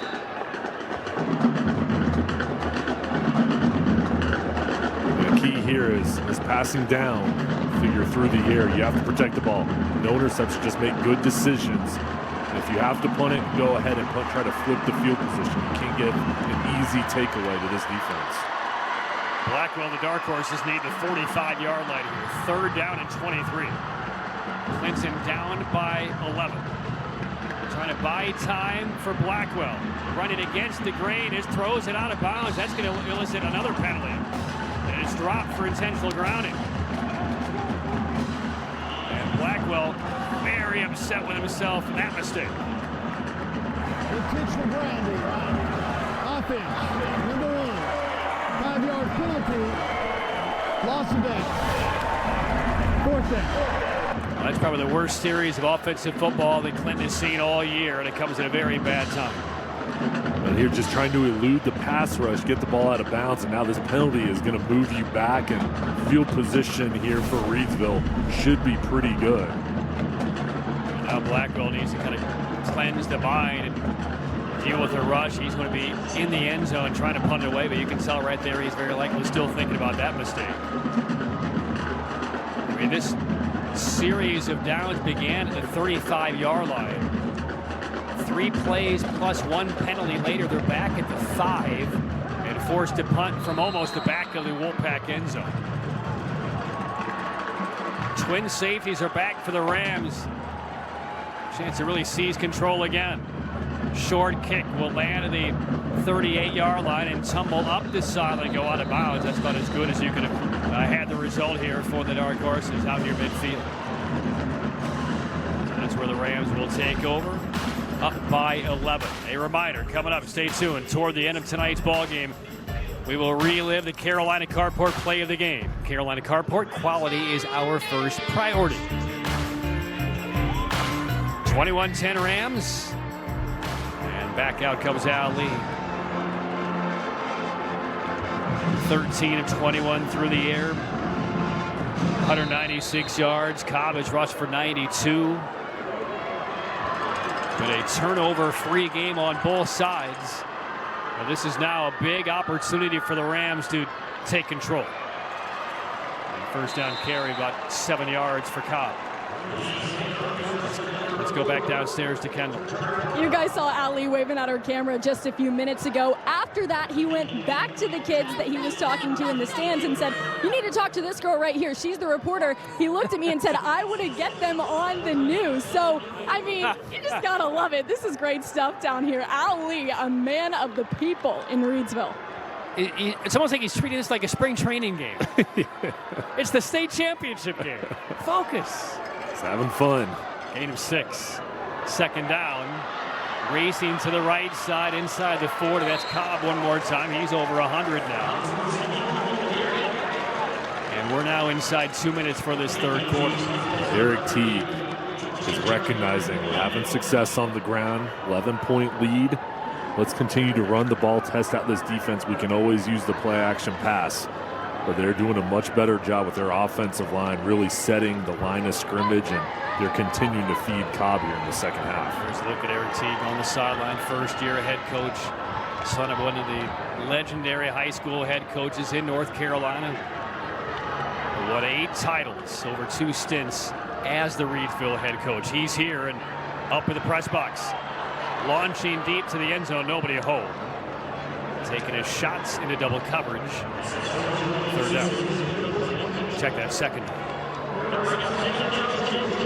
On the back end, they stayed deep, nowhere to go with that double team coverage. And Harrison We've seen him go across the middle on drag routes throughout the ball game. He was covered as well. Nice job by the secondary. We have seen how quickly momentum can change really out of nowhere. This is a spot where the Dark Horses need to force a mistake. They need to force the game's first turnover because their ship is taking on some water. Sliding forward, feet first is Lee. He'll be a couple of yards short of the first down. He's looking at the officials saying, wait a second, I ended there, but where the slide began is where they mark him down, and he's 2 yards short. Well, this is a quarterback designed run draw. He looked over towards the left and then goes up the middle. Great point, though, as he slid down about 2 yards behind where he landed. And now it's going to force a 3rd and 2. 5-receiver formation for the Rams on 3rd and 2, leading 21-10 with under a minute to go in the 3rd. And again, this is Lee breaking through, faked the jet sweep, took a hit downfield, but picks up an important first down. Lee now 2 carries on this drive, first 2 of the ball game. There's the fake, the middle clears, he recognizes it, gets physical, tough yards to pick up the first down. That's going to draw us close to the end of the 3rd quarter. Reidsville will need to run one more play. NC 529 first down, never too late or too early to start saving for education with NC 529. At the 17-yard line, drive continues. With a 6-second spread, play clock to game clock, and untouched from 18 yards out, but a marker is down. Cobb takes it to the end zone. Penalty markers drop right around the 6.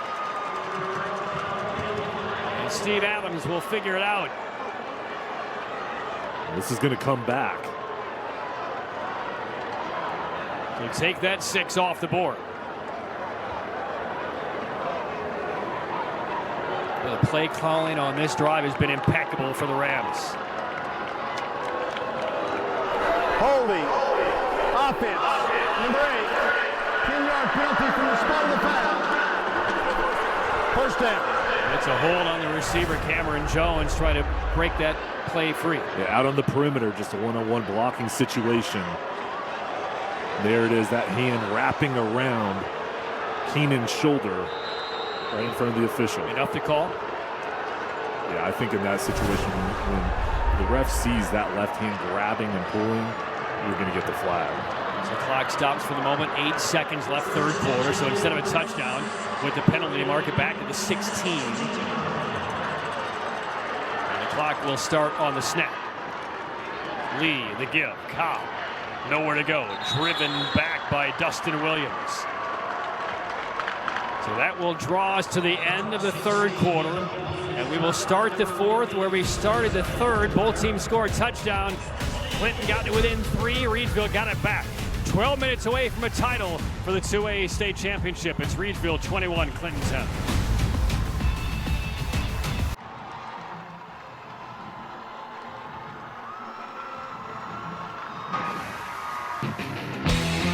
Final 12 minutes of the 2A state title game. There is the look at the current stats through 3 quarters presented by the Hondas of the Carolinas. The difference has been the passing game for Reidsville. The explosive vertical throws from Lee through the air have really gained momentum for their offense, and each side too many penalties. Coaches are happy with the 0 turnovers. It's just been this Reidsville offense has really taken hold of things here late in the 3rd quarter as they go into the 4th. So the Rams leading 21-10, driving again. This is a 2nd down and about 8 from the Dark Horses 15-yard line. Looking to extend on an 11-point lead. They've led by no more than 11. Now Lee, the toss. Cobb cuts it upfield and gets bear hugged at around the 10 and driven back. That'll bring up 3rd down. Clinton needs a turnover. If you get a turnover, force the field goal. Try to keep it a 2-score game. A touchdown would really sway things over in Reidsville's favor. Well, what's interesting, they were in about this spot late in the 2nd quarter, faced a 4th down, decided not to attempt a field goal and threw an incomplete pass. If they don't pick up this 3rd down here, it'll be interesting to see if they can change their approach. Will they kick it or will they go for it again? It's 3rd down and 3. toss. Neal, he wants to throw to the end zone, into coverage, tipped away, and no flags. Threw a jump ball for the 6'8" Kendra Harrison, but he was swarmed and surrounded by defenders. Jeffrey Arnett, outstanding job as that ball comes down, just swats it away. He stays at home. A pitch, it looked like Neal was going to run it. He stayed at home on Harrison. He wasn't fooled, and then he made it difficult. Great job by him forcing fourth down. Jay, here we go again. Fourth down. There's no field goal unit out there. The Rams will go. Leading by 11. Can the Dark Horses replicate what they did to end the first half? That is when the momentum in this game began to change. Play clock at 5. Lee on the give. Cobb stopped around the 9, driven back by Clinton, and he's going to be short. And the Dark Horses dart off the field, still with life in this title game.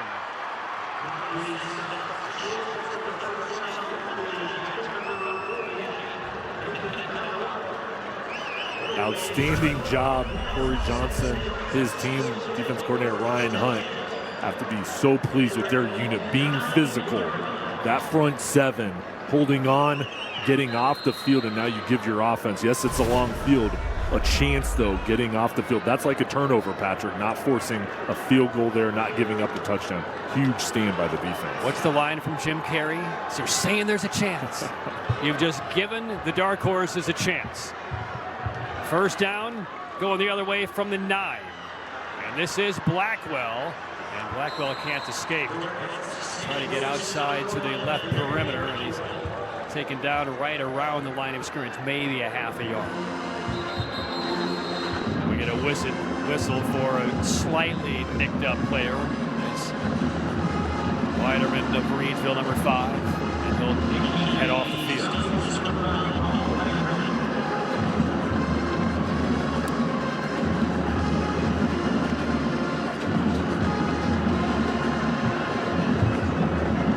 Harris replaces Weiderman defensively for Reidsville. Second down now for Clinton. 10:45 remaining. Both teams expended a timeout early in this third quarter. So 2 remaining for both Reidsville. And now we get a late sub onto the field for Reidsville. That's going to be another penalty on the Rams. I know I said this before, Jay, but what in the world is going on? Well, it looks like they're calling it actually false start. It looks like they didn't see the late man on the field. Right. Number 12, 5-yard penalty, second down. It looked like Gangler was racing onto the field again just as the penalty marker was dropped, but you're right, they may not have seen him. He's coming from almost behind the play on the opposite sideline.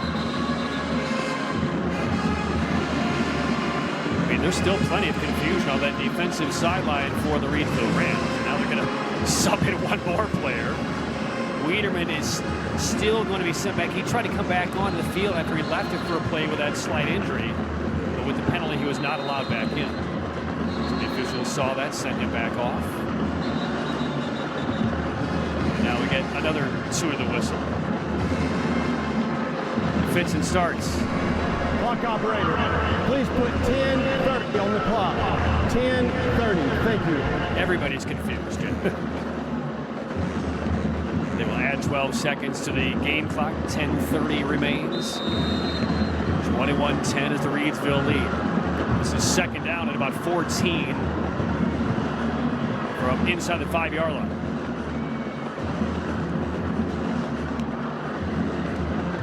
Blackwell, conservative play, tripped a little bit moving forward. Actually, it was Williams instead, not Blackwell. So short yardage there. Bring up third down. This defense, physical, winning at the line of scrimmage, getting the penetration. Really just forcing a bunch of confusion in the backfield with the blocking schemes. Williams, he was not upset with anything Reidsville did. He was upset with his teammates there. He's the playmaker. He's the guy. It's now the fourth quarter of the state title game, and he wants to make that impression here. But now it is third down at about 12. They need the 19-yard line. And they hand off. Blackwell wants to throw, roaming through the end zone. He'll toss it up to the sideline. Hands him in if it gets there. And it's broken up, and there's no marker coming down.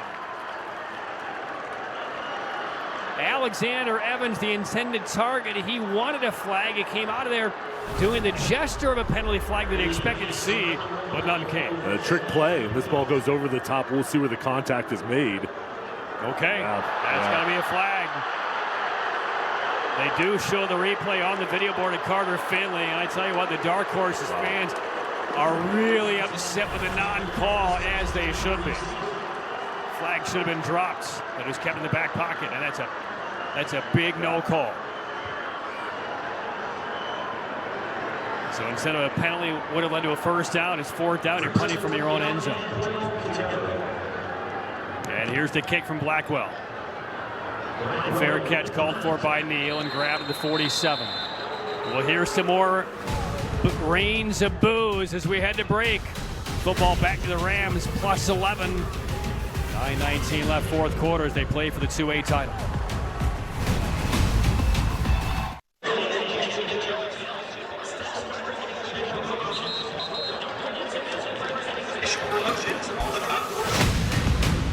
Salty break against the Dark Horses on that last possession. Looked like what seemed to be a fairly clear pass interference call was not made, and instead a Dark Horses punt from the end zone. The defense is back on the field. You're down by 11 and 9 minutes and change left, playing for the title. So football back to Reidsville. Drive begins inside Clinton territory at the 45-yard line. And it's been generally a pass-happy offense for Reidsville over the course of this championship. We'll see if they keep it on the ground a little bit more with Jeriel Cobb trying to milk some clock. Nope. Lee goes deep. Has a man behind the defense. There's the reception. Walking it home. Cameron Jones. Touchdown Rams. And a huge step towards state title number 23. 63 catches now on the year for Jones, over 1,000 yards.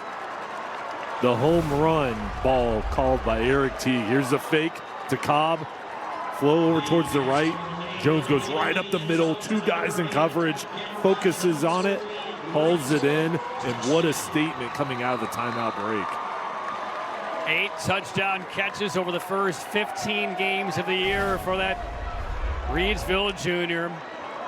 This will be the one he remembers most.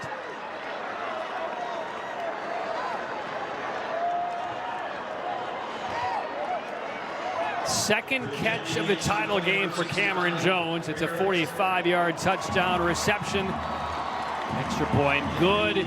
Biggest lead of the championship for the Rams. Yeah, he's a Division I recruit, bright future, only a junior. And Eric Teague, aggressive play call, recognizing, hey, this defense is sucking up on the run. We'll do a play fake and bring Jones over the top. Jay, what do you think led to that specific play call? I think it was a recognition of the Dark Horses trying to stop the run, loading things up, bringing the safeties down in previous drives, seeing the safeties, keeping their eyes in the backfield. And we haven't seen Reidsville go vertically here in a while. In the third quarter, a couple shots over the middle, but that aggressive mindset paid off. One play, 45 yards, and there is the soon-to-be mayor of Reidsville in a couple of years, Al Lee. Thrown for 4 touchdown passes, broke the single-season touchdown passing record for Reidsville. He now has 51 as we get ready for the Smithfield's Chicken and Barbecue kickoff. Breakaway from every day with Smithfield's Chicken and Barbecue. And a little muffed kickoff. The ball is still loose toward the sideline, and the Rams are on it. The Rams are on it. Racing out of there. Johnny is Sharp. And the wheels have fallen off in the last 10 minutes for the Dark Horses. Rams up 18, and there's the first critical turnover of this title game. Well, Sharp plays offense, defense, and special teams. He doesn't come off the field, and here's the hustle from Sharp. Not giving in that this is going to be returned, just continues to run down the field. There's Wiederman as well, knocking the ball loose, and then Sharp gets off his block, hustles, jumps on, and now his offense is on the 20-yard line. They have an 18-point lead. They can feel this victory within their grasp. All huge smiles on the sideline for the Rams. Still a long way to go with little more than 9 minutes. It's now the job of the captains, the leaders, and the coaching staff. Rein in the excitement. Don't count any chickens yet. But they're in great position. And Reidsville timeout. Well, the dream was to win a state title for one of these young coaches. Corey Johnson for the Dark Horses behind the 8 ball right now. Eric Teague's Rams up 18 and back in possession as we wind down this 4th quarter for a title.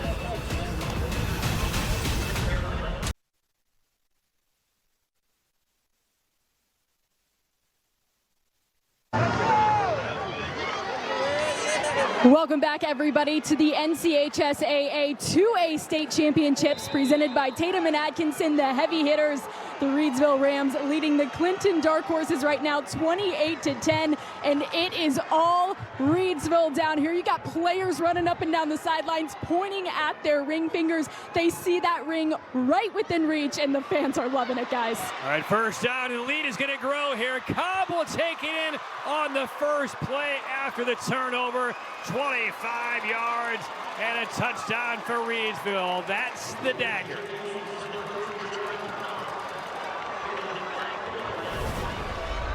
Marker down, though, back at the 14-yard line. And right where a block could have been made, again, by a receiver. It looked like Cameron Jones was out there trying to seal off the sideline and take those 6 off the board. 10-yard penalty for the spot of the foul. First down. Well, release the dagger. Not quite there yet. But on the verge are the Rams.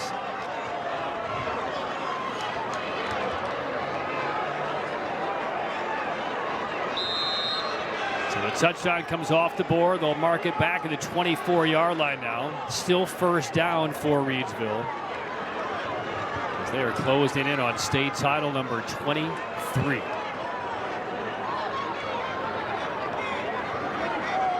Two receiver formation.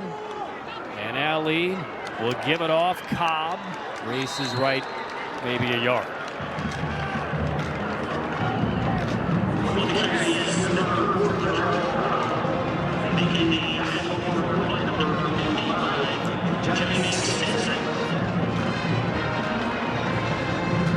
Cobb looks like he's shaking up a little bit. He's going to stay in the ball game.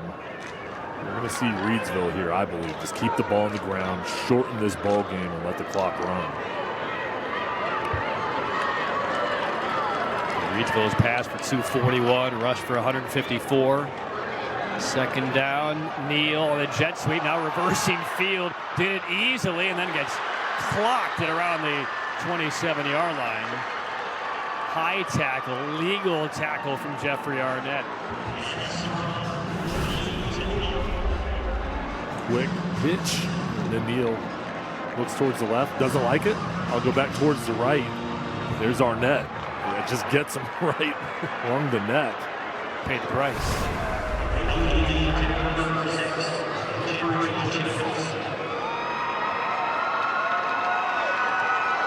Third down now at about 16 yards for the Rams. And this is as methodical as the Rams offense has been, but it's all about the clock right now for Reidsville. Below 7.5 to go in the 4th quarter, leading by 18. Play fake. Lee, he'll air it out one more time. He looks one more time for Cameron Jones. Can't connect on the left boundary of the end zone. 4th down. The offense probably going to stay out on the field.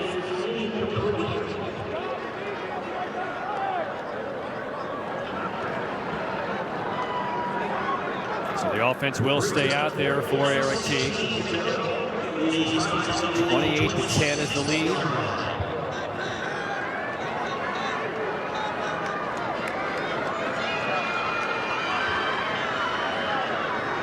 Need to reach the 10.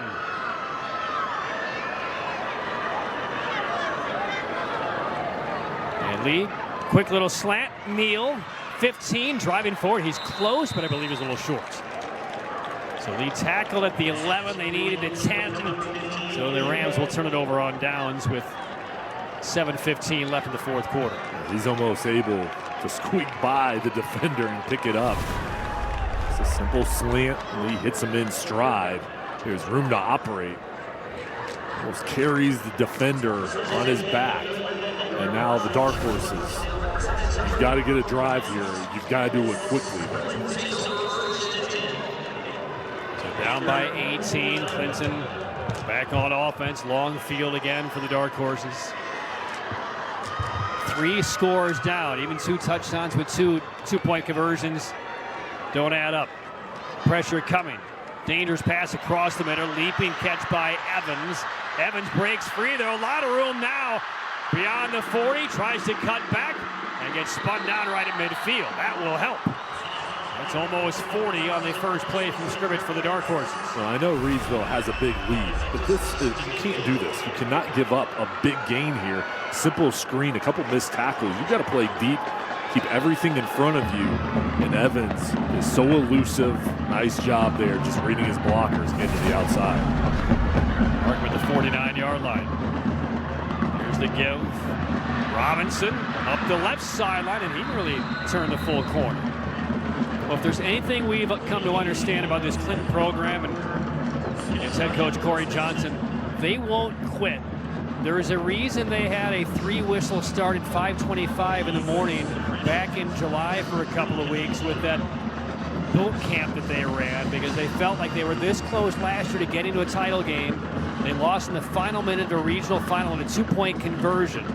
And they knew when the players were up at 5:25 and doing those log drills and flipping tires, that pass gets to the 15-yard line and is caught. Wonderful catch by Keenan.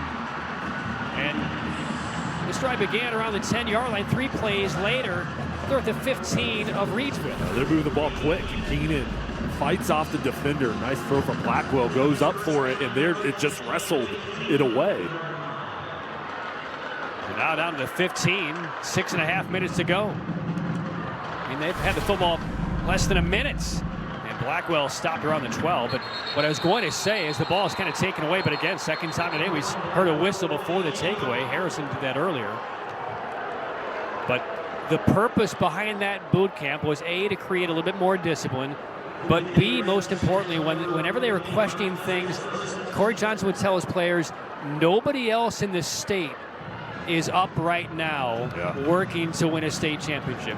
We are, because we know what we need. We know what pieces we need to fill in to play at Carter Finley for the state championship. So there's going to be no quit in this Dark Horses team. Second down. And a flag thrown.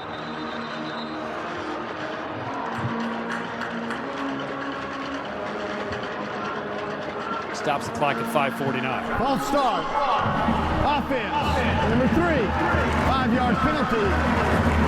Second down. Hey, by the way, one more thing I'd like to bring up about Corey Johnson and his staff, his defensive coordinator, Ryan Hutt. We all know how much dedication it takes for the players, for the parents, for the coaches, for the wives, and the supporting cast. Corey Johnson had a baby November the 2nd. He has a 2-year-old as well. His defensive coordinator had a baby 6 weeks ago, as Clinton takes it home, as Williams will score and draw the Dark Horses to within 12. 5:32 to go. This is not over yet, not by a long shot. They're fighting, and Williams lined up as a fullback and just goes right up the middle, and then it's impossible to tackle him with only one defender. This drive, though, Patrick, they moved it down quick, and they've given themselves a chance. Still a 2-score game, but hey, the backs are against the wall. We figured they're going to fight, and they proved us right. And Jay, you're not even necessarily at a stage where you need an onside kick. No. You still have 2 timeouts, 5.5 minutes left. Yeah, you still have time. Now you're going to have things go your way, but you've given yourself a shot in this. And now they will go for 2, trailing 28-16. Blackwell gives to Williams, who just caught the touchdown pass. Now he runs it in for the 2. And that makes it a 2-score game, but it's down to 10. So a traditional touchdown and a field goal potentially would tie things up. And they have time. 5:32 left. This is just trusting your senior running back and your offensive line. That's a veteran group that's played so well today. 300 yards on the ground. Williams playing two ways. He's as advertised, one of the best in the country. So 28-18. Now Corey Johnson will get together with his team, his special teams coach, and figure out what they are going to do. Again, you don't necessarily have to go for the onside kick. If it's me, I probably would anyway. And so Eric Teague will likely put his hands team out there for what would it be anticipated an onside kick. By the way, talking about families, you know, Eric, his wife Kayla, married back in 2014. They have two young kids. Bacon, a 7-year-old, Clayton, a 3-year-old. So when you talk about families and the commitment, whether it's a newborn, a 2-month-old, a 3-year-old, a 7-year-old, and it's a full family buy-in, and you need it, especially when the season gets extended by a month and a half. And they are all in attendance tonight.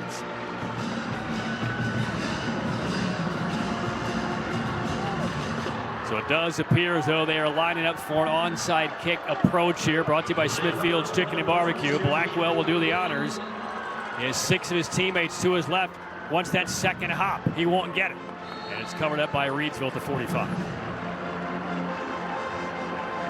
So 5:31 remaining, 28-18 in favor of Clinton as we take a look at the Windsor Jewelers scoring summary. Happily ever after always begins at Windsor Jewelers. How about this? 6 plays, 89 yards, took about 2 minutes. And that drive started off with the screen pass to Alex Evans. The big play through the air, then kept it on the ground, continued to stay true to their identity, and then Williams finished it off through the air. That's exactly what they needed to get back in the ball game. All right, so now I would imagine that will kind of recalibrate the attention, the focus of the Reidsville Rams.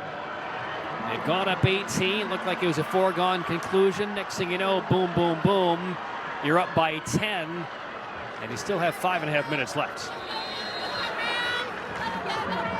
So Al Lee is back out there. Let's see if they keep it on the ground as they did most of that last drive. They will, at least on this first play with Jeriel Cobb. And Cobb out beyond midfield. He'll pick up about 6. Now, if you're the dark horses, you need a quick stop. Turnover number 1. Otherwise, 3 and out if you can get it. Ball security for Cobb and the other skilled players. Got to hold on to the ball. You know that the defense is going to try to strip it, try to do anything they can to get a turnover. 5 minutes left, second down. Play clock still at 12 as the snap comes. Lee fires right side, cradling it in near the sticks, and then the tackle made near the sideline. Clock will continue to wind as that was Jones, the recipient of that catch. And that looks like it's going to be a tad short. By tad, I mean inches. Nope, they've now decided it's going to be a first down.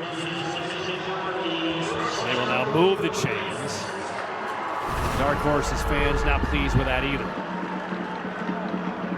Ron Jones. So he got a good spot. Got a great spot. Initially, like he was short. I mean, he needed to reach the 45-yard line. I didn't see him get past the 46. The first down for Reidsville.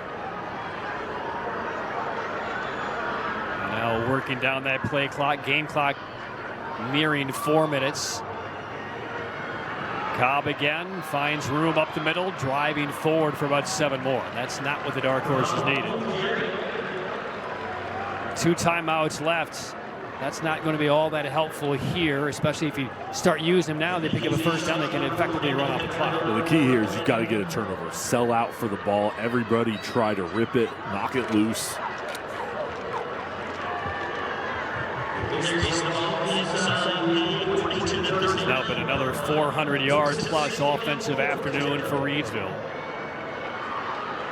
28-18 Rams.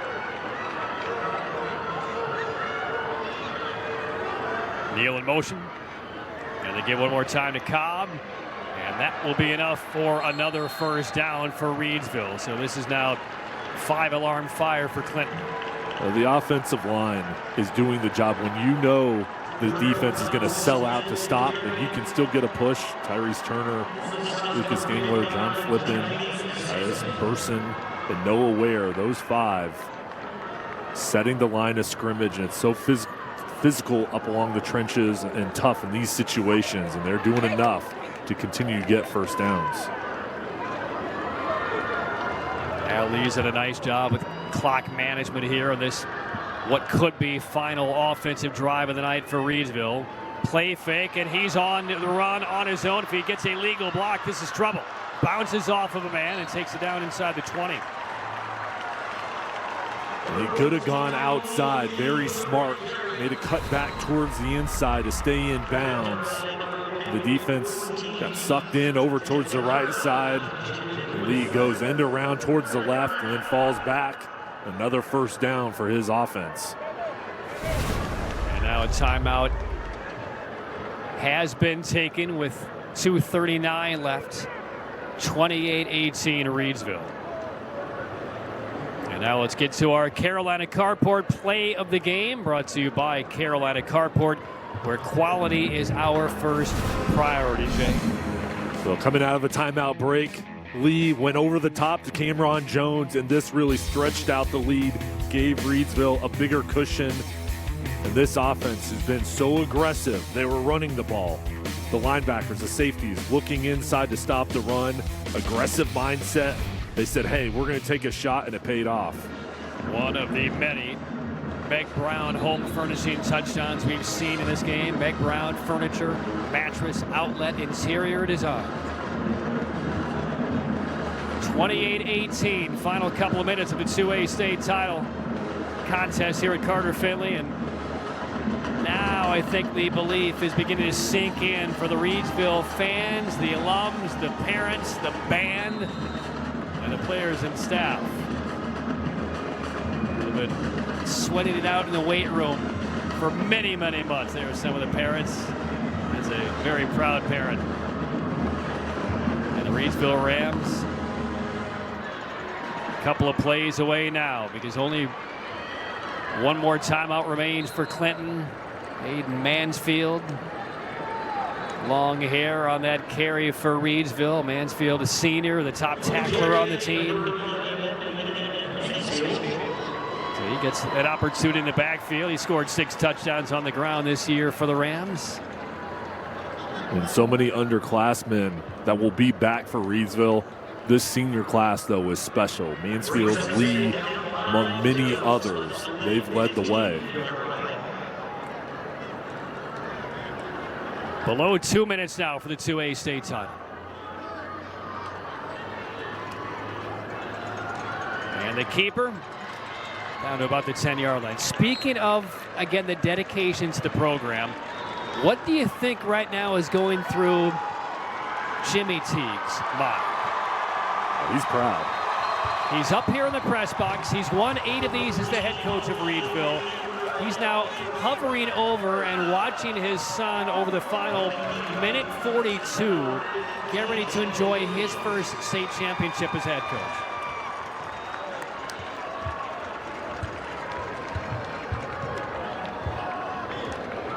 Hold that thought. Let's get to our Tatum and Atkinson player of the game tonight, brought to you by Tatum and Atkinson. If you're injured in a car wreck, call the heavy hitters. Kendra Harrison, no surprise. Yeah, 2 touchdowns on the day. He's a mismatch over the middle, on the outside, everywhere. Played defensive end, got after the quarterback, but through the air, made such an impact, and Lee was looking for him all throughout the ball game. So there's a look at Harrison. Huge day, 5 catches, 95 yards, 2 touchdowns. But just as a dad, not necessarily as the father of the head coach, but just as a dad, what kind of feelings do you think he's going through right now? I think he's so proud of his son in this program, and just to see him have success, it's got to be an amazing feeling for him. And just seeing everybody, those smiles down on their face, and his son looking up towards the crowd and having this support from the whole community. I mean, his father's kind of like the head coach emeritus. I mean, he still is on the staff. He still is on headphones. He's up in the press box during games. So retired as a head coach, yes, but still clearly woven within the program. And there is a look at Eric Teague.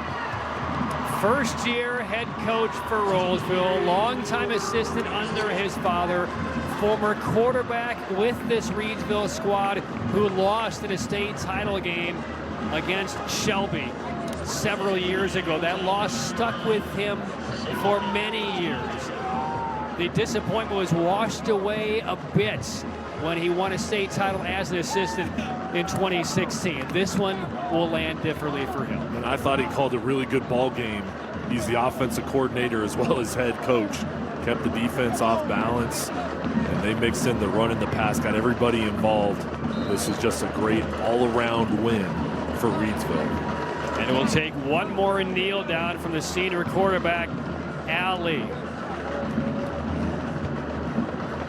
He was thrown for 258 yards, 4 more touchdowns, a school record 51 in this soon-to-be championship season again for the Reidsville Rams.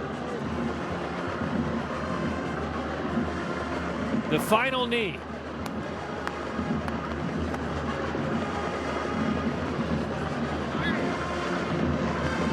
And the Reidsville Rams, the most decorated state championship high school program in North Carolina, no longer has 22. The mission was 23 and 23. Mission accomplished. Eric Teague in his first year as state champion, and the Reidsville Rams claim their 23rd. Well, they work towards the goal.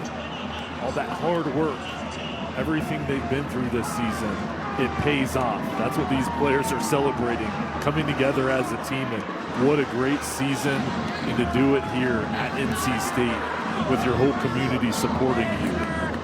Just a great day, and Reidsville is going to come away with the state championship trophy. The first Reidsville Rams state title.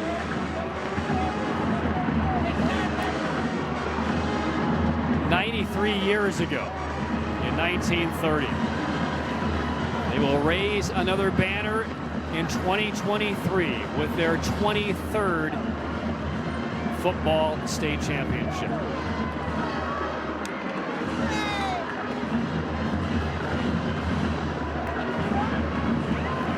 Dark Horses, there's Corey Johnson in his 6th year, suffer their first and only loss of the year. State runner-up for the Dark Horses. They finished 15-1.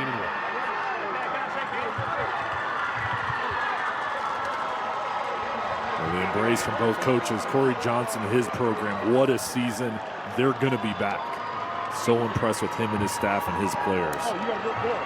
And Kendall Smith has the first-year state championship head coach, Eric Teague. Coach, you are a state champion. You said this is something that you blew out your birthday candles for as a kid and wished for. How would you describe this moment?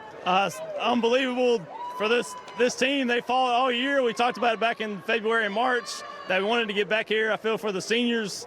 They fought all off season to get back to this point, and it took a lot of guts tonight. They fought all night tonight, and we ended up making enough plays to win the game. So I mean, it's just an unbelievable feeling right now. An incredible season from your team. What are you the most proud of, Coach? The leadership of the seniors, and then followed along with the rest of our underclassmen. They like I said, they fought all year. These tough games like this, the game plan to try to beat us is to pound on us, run the ball, and our guys kept fighting. So I was proud of their fight tonight. They laid it on the line, and then we came out with the win. Coach, go enjoy that state title. Congratulations. Thank you. All right, guys, back to you. Well, the family legacy continues in Reidsville. His dad won 8 state titles for the Rams. Son wins his first, 28-18. Reidsville over Clinton. We'll have the trophy ceremony and wrap things up. The 2A state title back to Reidsville. 23rd time in school history. 28-18 Rams.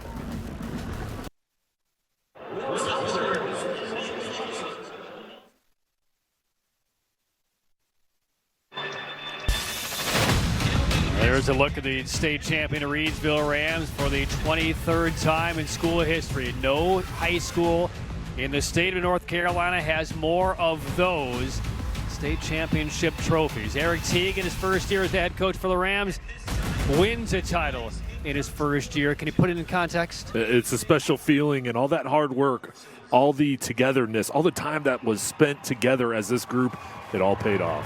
And he saluted the leadership, the senior leadership. Teams change from year to year. How important is it for them to leave a legacy for the underclassmen that will be replacing them? It's important to show the younger players, and that tradition is so important for both sides. Clinton, what they've been able to do throughout their school's history is so impressive, one of the best in the state.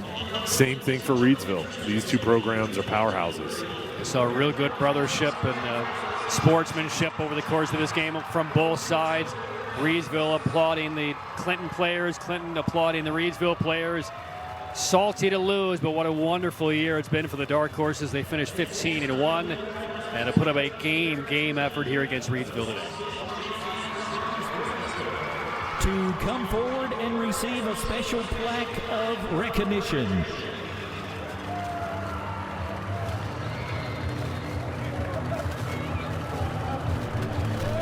We now ask the captains of the state champions to... All right, so that's the final. The banner and the trophy belong to the Reidsville Rams. 23rd state championship. No high school in the state has more. Well, that's going to wrap things up for the 2A high school football championships. We would like to take a minute to thank all the wonderful folks at the North Carolina High School Athletic Association and these broadcast sponsor partners. Tatum and Atkinson, the Honda dealers of the Carolinas. West Shore Home, NC 529. Hardee's, Talk It Out NC. Meg Brown Home Furnishings. Smithfield's Chicken and Barbecue. Windsor Jewelers. Carolina Carport. The North Carolina Department of Health and Human Services. And Ingalls Markets. And all these sponsor partners, through their contributions to the program, make these championship games possible for the viewers at home. So again, your final score in the 2A state championship: Reidsville 28, Clinton 18. On behalf of our entire crew, Kendall Smith and Sidelines, my great partner Jay Sonhalter, Patrick Keenis, thanking you for tuning in. Congratulations again to the now 23-time state champion Reidsville Rams, 28-18 over Clinton. Good night from Raleigh. Had to put in the time just to get it right.